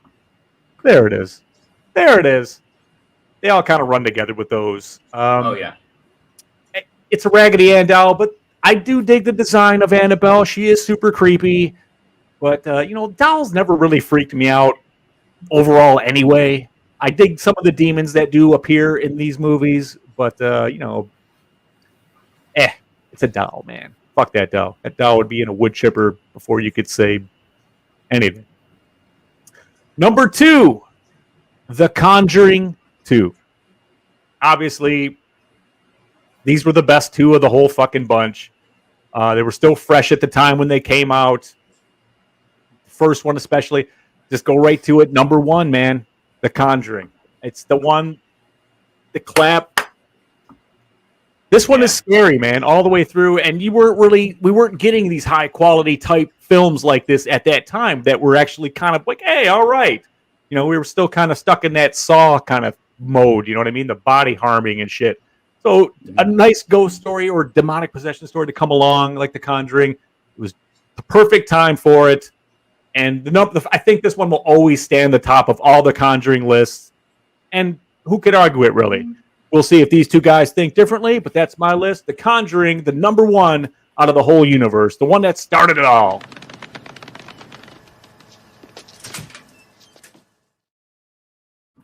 All right. Very nice list. There, Ziggy. Yeah, not bad, not bad. Mine will differ a little bit. Colonel's will differ a little bit, I'm sure. But yeah, you say who could not list The Conjuring as number 1? Well, might be one of us that does. I don't know. Who knows? Kiara says, I haven't even watched Annabelle Come Home yet. I need to get on track. Yes, you do. Well, that one even that one just sets up a couple of other storylines, really. That's like almost like a future fodder, that one. You're right. And it can almost be it's its own self-contained movie too, though. Yeah. It's one. You get to actually go into the Warrens' little secret, hidden, locked room. That's what's the appeal of that one is. And then the dumb idiot goes in and touches everything. It's Colonel made a little. You dumb bitch. That was a good meme. Yeah. Exactly. Lorena says, don't feel bad, Kiara. I didn't even know there were 8 movies in the series. I thought maybe 4. Purple Goth says, I like The Nun. It reminds me of an old Hammer horror movie. Yes. Oh, that's great. Yeah, a little bit. A little bit. That's great. Dave, Canadian Dave says, love the original Conjuring. Hey. Patricia says, I actually watched a show where there was a group of people who collect everything Raggedy Ann. It was really bizarre. The Hoarders, huh? Damn it. Lorena says, The Conjuring scared the hoo-ha out of me. And Annabelle killed my suspension of disbelief with Cool Ranch Doritos. Well, you guys with your sour cream and onion and Cool Ranch Doritos tonight. Jeez. Shit, I'm going to go get some chips here in a minute. Nothing goes with the demonic possession. Salty, crispy chips. Colonel, you want to go or you want me to go? Fuck it. I'll hammer it out. That's fine. Or do we want to do this again? We can. It doesn't matter. You want to? We've done it so far. Let's do it again. Rock, not count. All right. Rock, paper, scissors, shoot. All right. Rock, paper, scissors, shoot. The fuck is this? Dynamite. You don't Dude, do man, a come on, bomb. that's some That bullshit. is. Well, that beats One more everything, right? No, One more the time. scissors One more cut time. the wick, right? One more time. Right. Rock, paper, scissors, shoot. Shoot. Damn it. Rock. I should have been like, Colonel, you Ninja. What beats rock? Nothing beats rock. Dynamite was something we did when I was young. We called it the grenade or the bomb, but the scissors are supposed to clip scissors. Yeah, I think scissors was the only one that beat it. Could have been the one weird kid that was like, tornado. Not really. Yeah, we need to reinvent the rock, paper, scissors, the Rochambeau game. Let's get some new fucking elements in here. All right. Damn it. All right, Colonel. Let's get it on, sir. Oh, fuck. Copy. All right. So before I give my list, I watch these movies based on chronological order, not in the order they were released. I went back to the beginning. I cheated a little bit because I refused to watch the first 10 minutes of Annabelle, then jump into The Nun. So I cheated just a tad, but not much. And funny story, I was like, fuck, I'm going to have to rent every single one of these movies because I think Conjuring and Conjuring 2 is the only one I have access to on a streaming service. Found these fuckers for cheap at Walmart on DVD. I was like, fuck, hell yeah, all I got to do is rent The Curse of La Lenora. This was May 31st, right? Yep. Now I have all of them, and I watched them all on HBO Max. He has an unopened box set. I'm going to keep my $20 and say fuck it. Now For I gotta sale buy now. La Lenora and Conjuring 3 when it comes out. Get your box set from the Colonel for $19.99 plus shipping. He's got you covered. I was cheap. I didn't even do Blu-ray. I was like, fuck, I'd buy DVD. I don't give a fuck. Then they were all in there. Yeah, cool. It's not cool as its list. I'll be honest with you, probably 8 through 5, you can scrabble these up and just throw them anywhere because I look at them all about the same.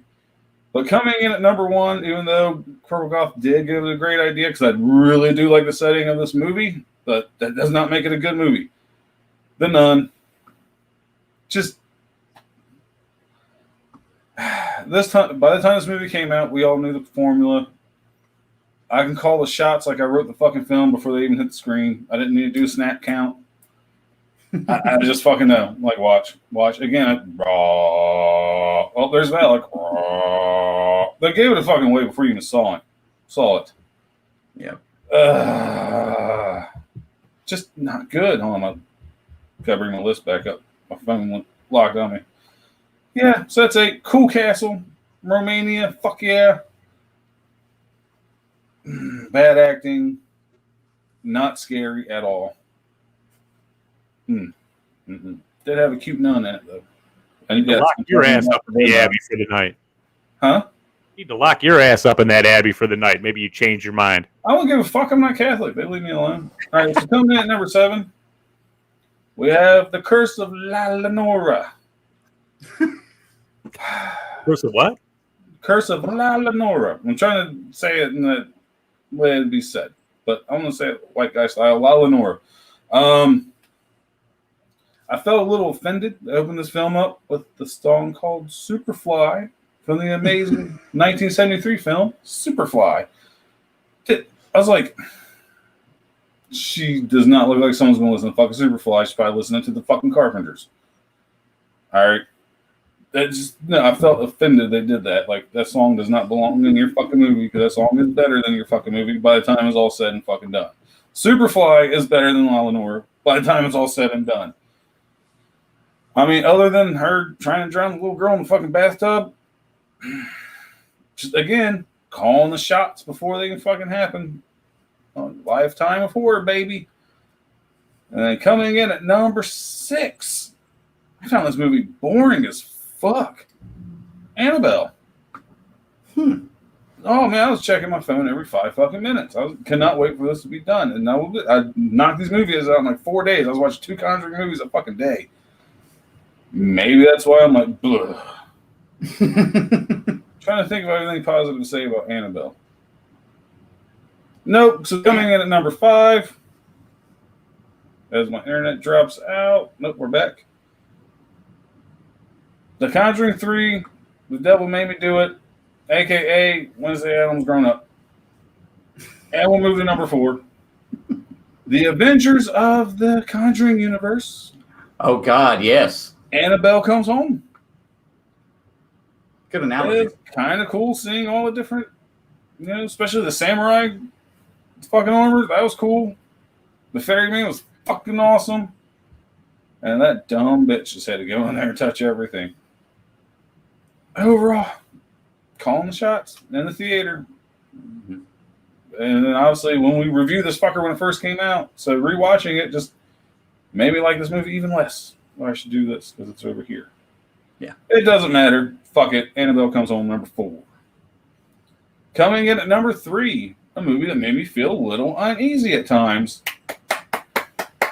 Wow. Yes, Annabelle Creation. I thought this one was pretty fucking good. This isn't bad. This is literally the only one that isn't Conjuring 1 or 2, so you guys probably figure out by now that I actually liked. And this made me feel uneasy at times. I thought this was really good. Speaking of really good, coming in at number 2, The Conjuring 2. This movie is fucking entertaining. It made me jump a few times. My one minor complaint is it takes place in December, but yet the Warrens live in Connecticut and there's green foliage everywhere. Well, they're in England. No, they came back home for Christmas, remember? Oh, They were okay. there for 3 days. So they would have landed December 25th. Hmm. Well, they showed them come back home from England. Yeah, that's right. And that green foliage, I was like, what the fuck? It's December in fucking New England. It ain't like that. Be real. Again, I'm bitching about realism in a fucking movie about con artists. And coming in at number 1, such a breath of fresh air after watching all the slow burn Paranormal Activity type movies. I enjoyed. But man, this movie punched you in the fucking face right as soon as it started. Mm-hmm. And it fucking kept punching you in the face to the end of the movie. The Conjuring. Yes, we already mentioned the clap. But dude, when she's taking the fucking laundry down and that sheet flies off, and you see the form of the person that flies up to the window and it falls down, you see the ghost walk away. Holy shit! When this first came out, man, The Conjuring is one of my favorite paranormal movies. Period. It was so fucking good and so fresh at the time. Like I was in the theater, literally fucking jumping. And most like you people watching, we're all pretty desensitized to this shit because we watch it all the time. Like I said, this is the one I've seen a bunch. And I still enjoy it like it was the first time. While I may not jump anymore because I know it's coming, this is a good paranormal movie. Very nice. Nice look.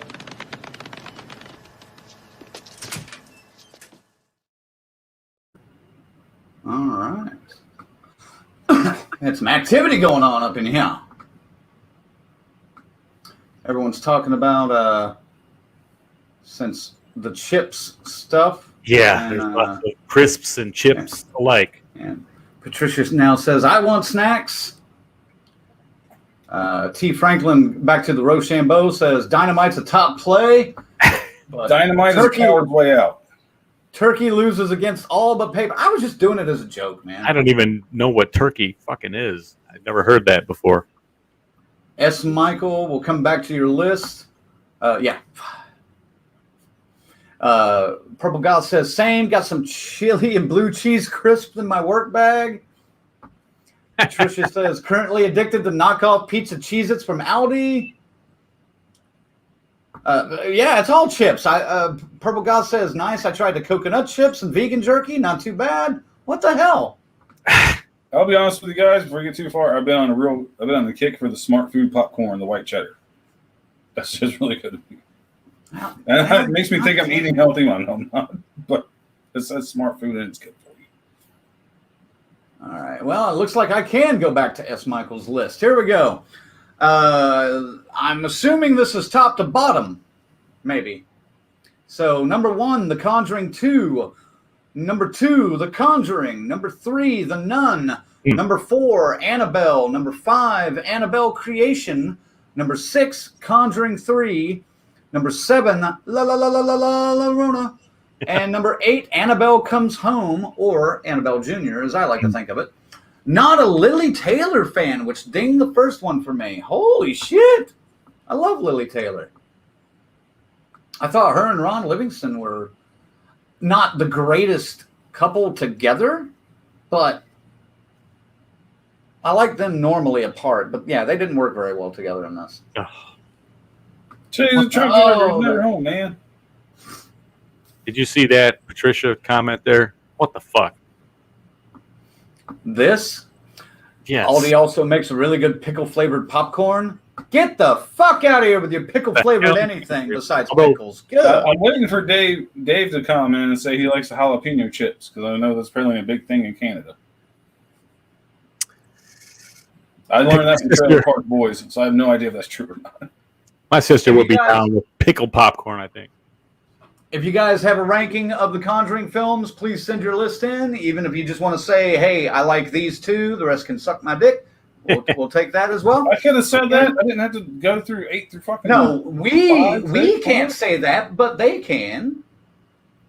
Seriously, most of these movies I could do without watching ever again. Okay, which ones can suck your dick? How much time you got, buddy? Not that much. The Nun, The Curse of La Lenore, Annabelle, The Conjuring 3, and Annabelle Comes Home. All right, there you go. You happy now? Yes, thank you. Okay. Except for the Nun, that looks like a biker. All right. I'm going to run through mine pretty quick. I don't have a whole... We've talked about everything pretty much. So coming in at number 8 for me, The Curse of La Llorona. The only good thing about this movie was Linda Cardellini. Just because she's a great actress, but she's so unassumingly hot, too. There's something just tasty about her. I like seeing her in films. And the worst part about this movie for me, upon watching it again recently, was the fact that it seemed to be an excuse for kind of creative ghost reveals or, weeping woman reveals. And that was it. So it was a creepy reveal, 15 minutes of stupid story that really didn't make any fucking difference, and then another creepy reveal, and then 15 more minutes of story, and then another creepy reveal, and that was it. And it just did not string together very well for me. Number 7, really low, surprisingly on this list, the latest one, The Devil Made Me Do It. I really wanted them to do something completely different with this, and they didn't, and it irritated me. And I said it, I'm moving on. Number 6 for me, surprisingly, Annabelle Creation. Now,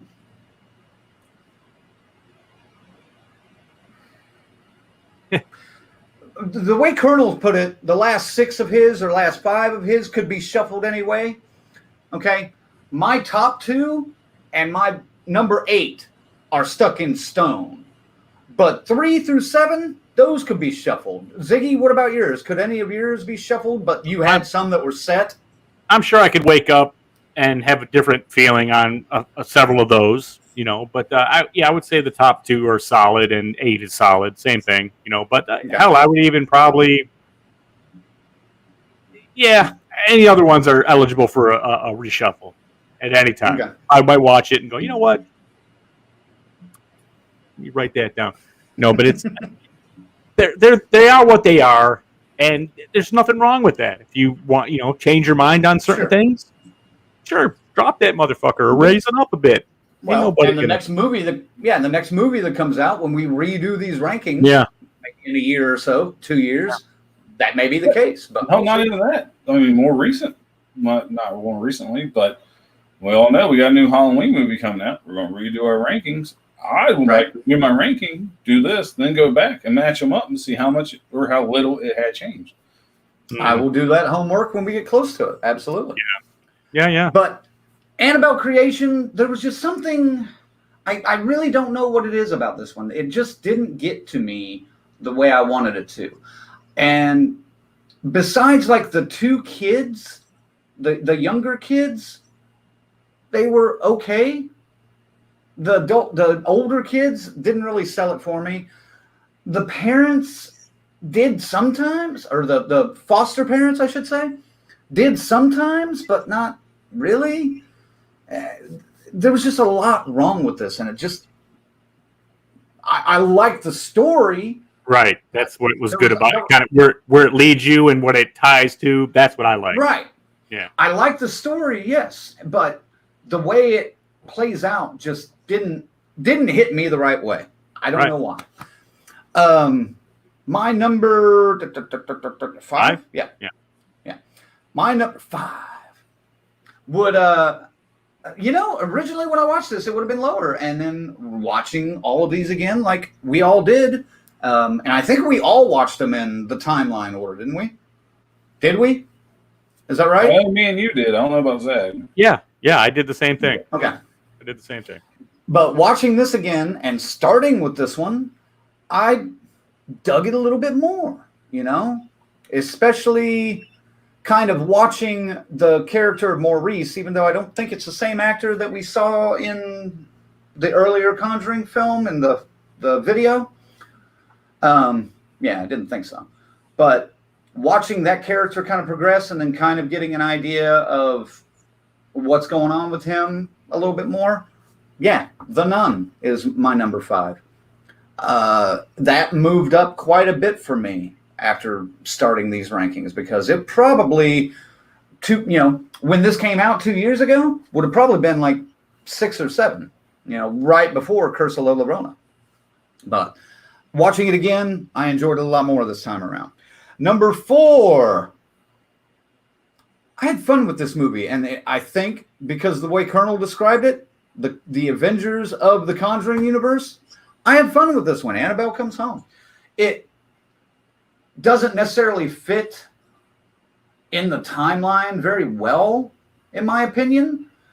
Like I said, it's almost just its own standalone movie, and it does have some things, obvious connections to other films, The Bride, the Annabelle itself, of course, and some of the other things. But it also, I liked it a lot because it showed there's so many stories that they are wanting, that they at least want to, think about looking at. And this one really opened that up.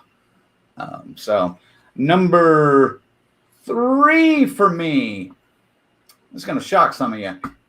The Conjuring, the first one, is my number 3. Again, it is great. It is great. Don't get me wrong. But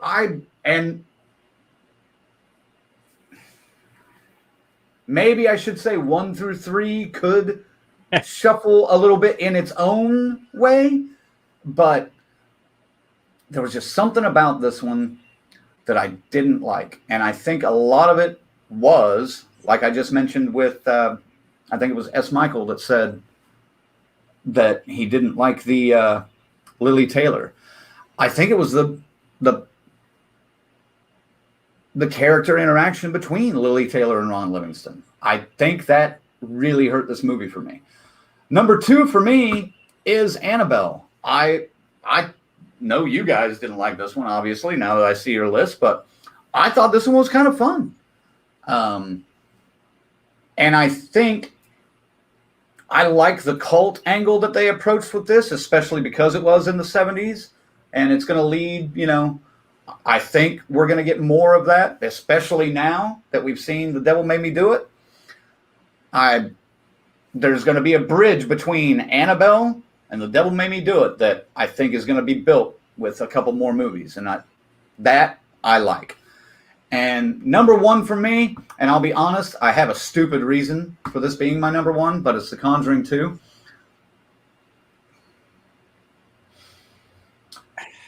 My mom loved Elvis. Patrick Wilson as Ed Warren sings an Elvis song in this, and he does all the cheesy little, the lip quivers and thank you very much. He does it all, and that scene is so fucking endearing. That scene alone, I think, shows the love story between Ed and Lorraine and his caring nature for just people in general, because he's trying to comfort this family, that's going through hell.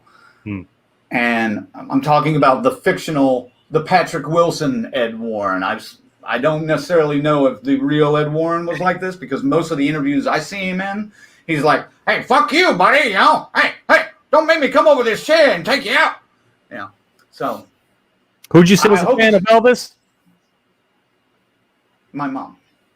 Mother. Walked right into it, didn't he? I He didn't, did. I didn't even think about it, but that God damn it, I'm deleting. I can't delete that. That's on your fucking thing. It's on the soundboard, man. We're stuck with it. Yeah, I can't get to that. But yeah, I know it's a stupid reason for liking that movie more, but that's one of the main reasons because I thought that scene was just so brilliant. They could have just left it out. They could have skipped that entire moment. But the fact that they were like, we want to put this in. We think it's important. I love it. So that's my Conjuring ranking universe. Woo! All right.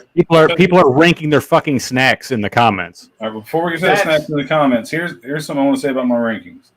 All right, I was influenced a little bit on The Nun. I'm not going to lie, even though I stand by putting it at number 8.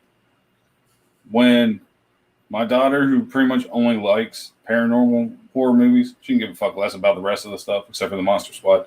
Everything else she finds boring. She really doesn't want to watch it. Looks at me and is like, how would you rate it? Because now she wants to rate movies with me. I'm like, oh, you tell me. Yeah, I've seen this, before. She's like, that was a 5 at best. I was like, do I know? I just thought it was funny. I figured she would have loved it, but she's like, She didn't like The Nun, huh? she did not like Nun. All right, side ranking. Patricia wants to know top 5 movie snacks. Shit. Start thinking about that. We'll answer here in a little bit. Jesus Christ, you guys and your fucking pickled chips. Jesus. Now, is it movie snacks or snacks in general? Let's stick with movie snacks. I think she says, yeah, she wants movie snacks. Lorena says, I like The Conjuring. The rest can suck my dick. Until I watch the rest of them. All right. As Michael says, The Nun can suck his dick. No, we don't. Never see it again. And Lily Taylor can suck Lorena's dick. I love that you guys just. I'm being serious doing my entire countdown. You guys are just running with this shit. I love this. This is great. Chris Faye says it's Jalapeno Ricky. The J is silent. I love the Trailer Park Boys too, Colonel. I want some jalapeno chip. Jalapeno. Rankins. Sorry. Lorena wants to know if Chris was busy and not reading the comments, and that just made her think, damn. Well, if he didn't read them, he heard them. He heard them now. Purple Goth has got her list of top 5 movie snacks. 1, What's It? 2, Butterkiss Popcorn. 3, Vinegar Crisps. 4, M&Ms. And 5, Dip Dab Nom Nom Nom? Dip Dab. I Dabs? think that's the product, Okay. yeah. Sounds like a Kit All right. Kat or something. Man, I'm going to have to go back to my fucking motherland and try some of these. Is this really Butterkiss Popcorn sounds amazing. Tommy Click says, I give Conjuring 3 a perfect 10. Wait a minute. I saw earlier he gave it like an 8 or a 9. Tommy, you got to stick to the score, baby. Pick one and go with it. I missed that one. Conviction. Patricia says, number 1, buttered popcorn. Number 2, nachos with cheese. Number 3, peanut M&Ms. Number 4, soft pretzel with cheese. She likes cheese. And number 5, Reese's Pieces. With cheese. I got that nacho cheese is pretty damn good. Listen, the soft pretzel, those things are fantastic. And now you can throw one in your freezer and in your microwave in 30 seconds and they're fucking perfect, man. Delicious. Dave says, sounds like a lot of dick sucking. That it is. Oh, God damn it. T. Franklin says, 4 out of 10, no chips. Oh, he said he watched The Conjuring 3 again while the stream happened. And then he gave it a 4 out of 10, no chips. Nice. I got you. Oh, hey, Ziggy, pay attention. Oh, boy. Ick wants to know where your mama lived, Crank. Now, she did live in Oklahoma. Oklahoma!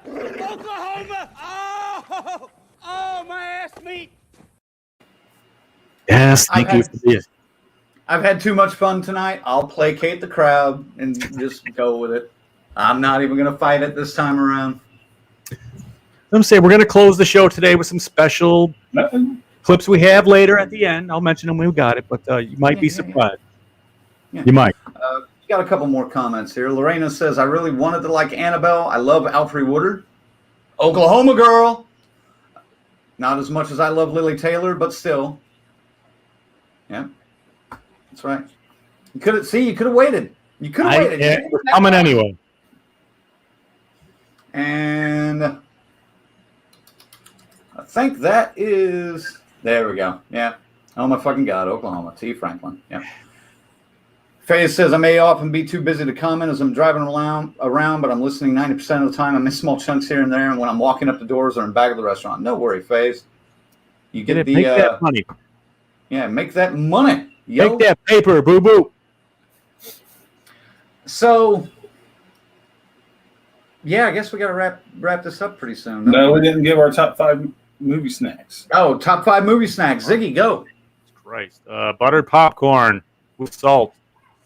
With M&M sometimes. Right in there. You pour them right the fuck in there, man. And I can't believe how good it is. And then if you're really feeling weird, you get some Skittles. Not at the same time. You can't mix the chocolate and the fruit stuff, but then the regular stuff, I like the Reese's peanut butter cups. Snow caps. Ooh. That's probably it. That's my go-to. Maybe a Sour Patch Kid once in a while if I'm there with my kid because he gets those every time. But buttered popcorn, Reese's peanut butter cups, snow caps, and then some Skittles here and there. We got the frozen cherry slushies. That's almost like its own food group. So I'll make that number 5. Fuck. Right. All righty, Colonel. Number 1, buttered popcorn. Number 2, peanut M&Ms, which you mix the two. Like Zach said, I don't pour them in there. I'll grab some popcorn.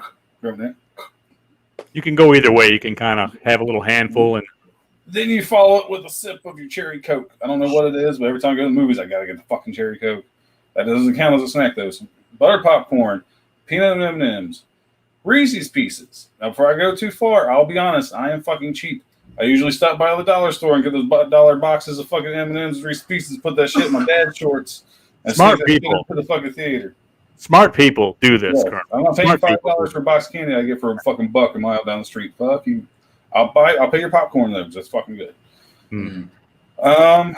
Fuck, that's all I usually get. But what they offer that I do like, I just too cheap to pay for.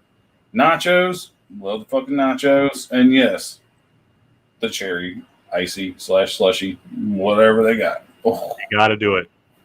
Yeah, damn it, guys. Buttered salted popcorn, number 1 for me. Actually, funny story. I was hoping he would join us tonight because I did give him a sticker, but I don't think he's come in here. There was a kid that I was talking to at the theater, and he was asking about my shirt and what movie I was seeing, and I was standing next to the butter dispenser, and I had been already eating some of my popcorn in the lobby before I went in, and I threw some more butter on. He was like, "What do you got?" I was like, "Oh, they moved now that COVID's almost over around here at least, or everyone thinks it's over. They opened the butter dispensers out, so this is just hot butter." He was like, "Oh man, I'll need to get some of that." And I was like, "You goddamn right, you need to get some of that." And then I think his girl came up and was talking to him, and she was like, "Did you get butter?" And I was like, "You goddamn right, he got butter."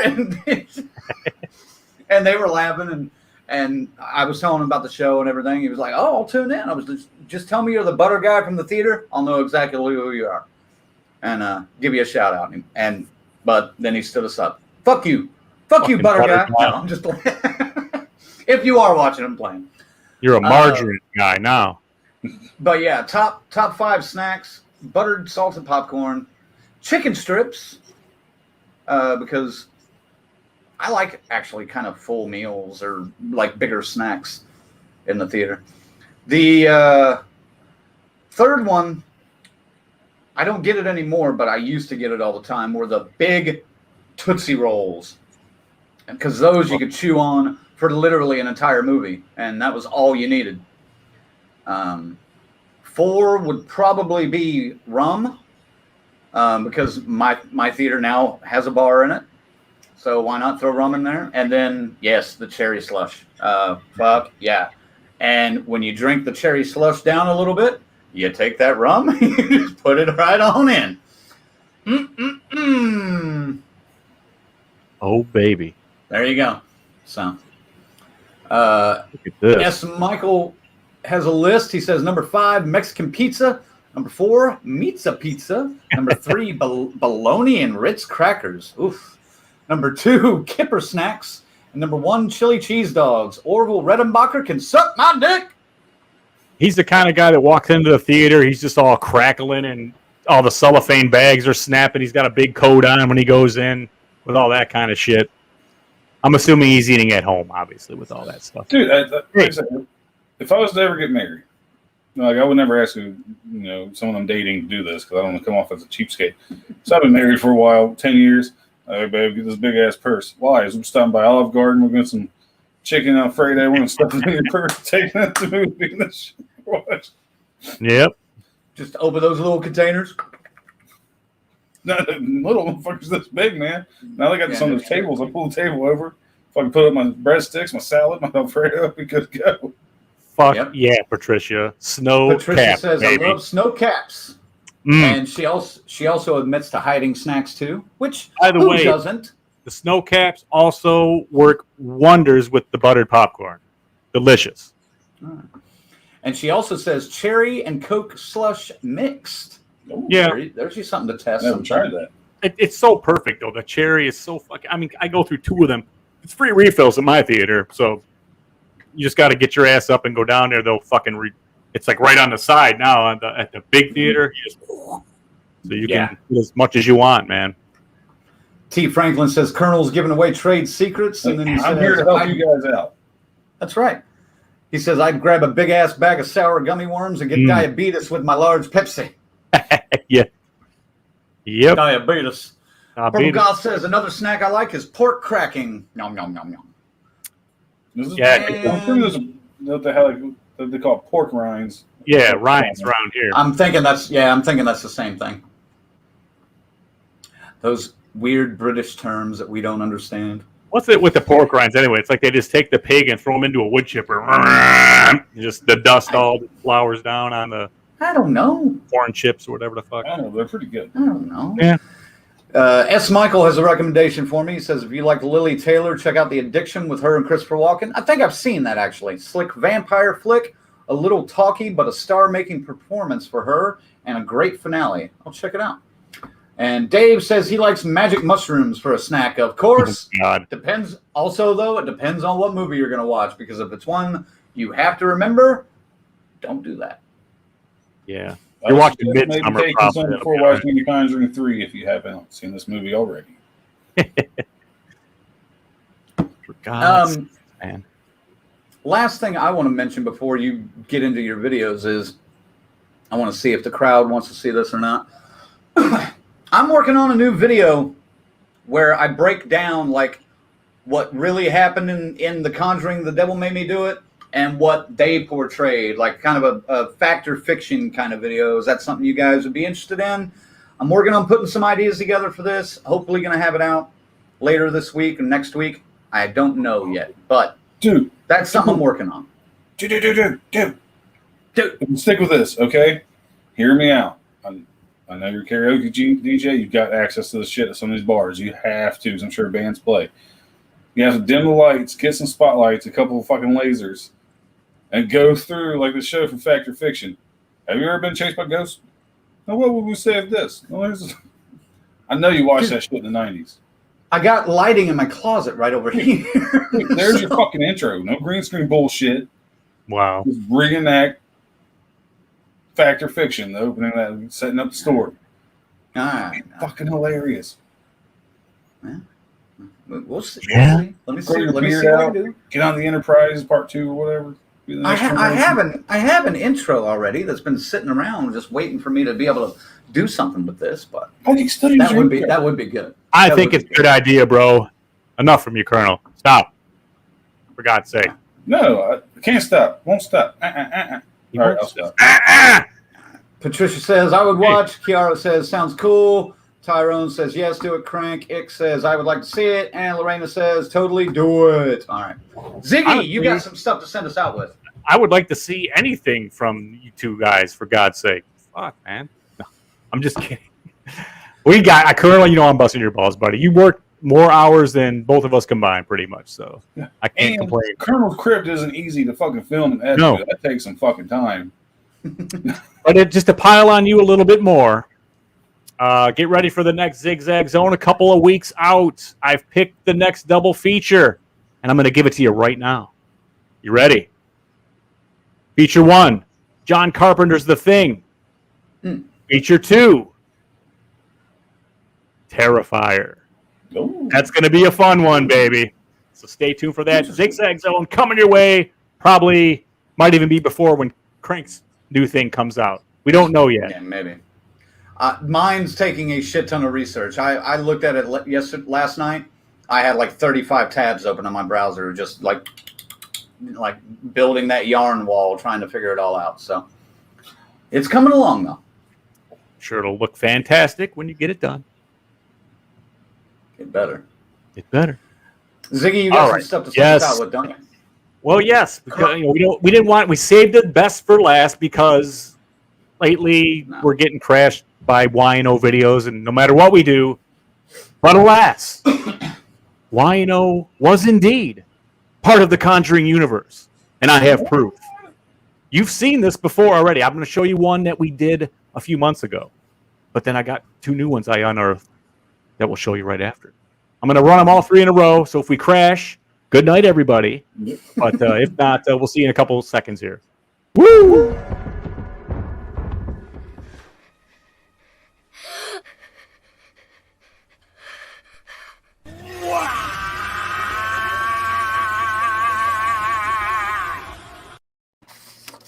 Yeah. That's a new one. Here's the old one.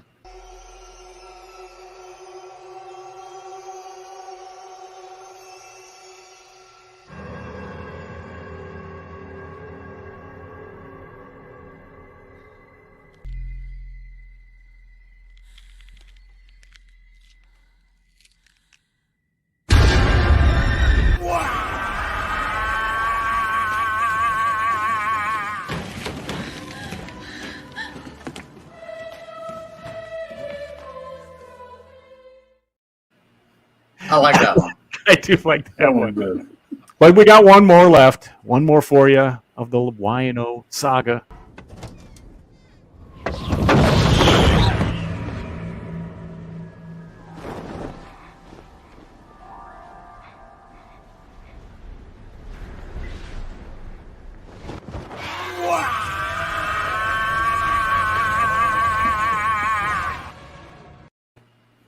He's just universal, man. He's anywhere. He's the chameleon. He is anywhere and everywhere. Wine. Final last thanks to our final girls, Chris, Lorena, Christy, Luke, Tyrone, and guys, of course, our crazy Ralphs, Angelo, and our camp counselors, S. Michael and Dave. Don't forget to head over to our store and check out our shop. Pick up a DCS Pride logo T-shirt, or we still got the Smith's Grove School of Driving shirt on there, and all kinds of stuff. And yeah, Colonel, tell them what's up. I'll tell you what's up. If you guys haven't noticed, we got content coming at you on YouTube. Be sure to keep an eye out on that. Check out our new videos and give us that like and let us know in the comments what you think. I know we S. Michael's pretty good at keeping, and Tyrone are pretty good at keeping us entertained down there. Thank you, gentlemen, for all your comments. And yeah, don't get sick. Wash your dick. And don't smell like a Scuba Steve. I have a new idea for a summer's eve. Oh, shit. Oh, Jesus. It just hit him, folks. You've seen it right there. Yeah, I think I saw the light bulb. The sparkle. Next week we're covering the top 5 of 1988. It's going to be fun. That's a big year too. It's a busy year. Busy. Big year. Very busy. All righty. Everybody, thanks for tuning in. Hope you had a great night. We'll see you next week. And yeah, stay tuned for more content coming on YouTube. Probably starting tomorrow if Ziggy will get me a new edit. Yeah, I got one. I'm sure I'll send down here pretty quick. Kind of dealing with a toothache here, so it's kind of keeping me down. Love y'all. Have a great night. Woo!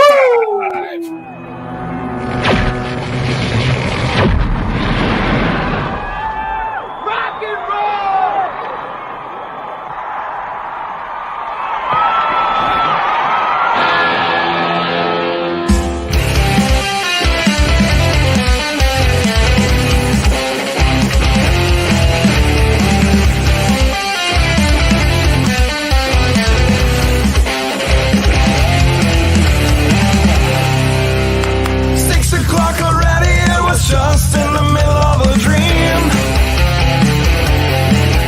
I was kissing Valentino by a crystal blue Italian stream. But I can't be late, 'cause then I guess I just won't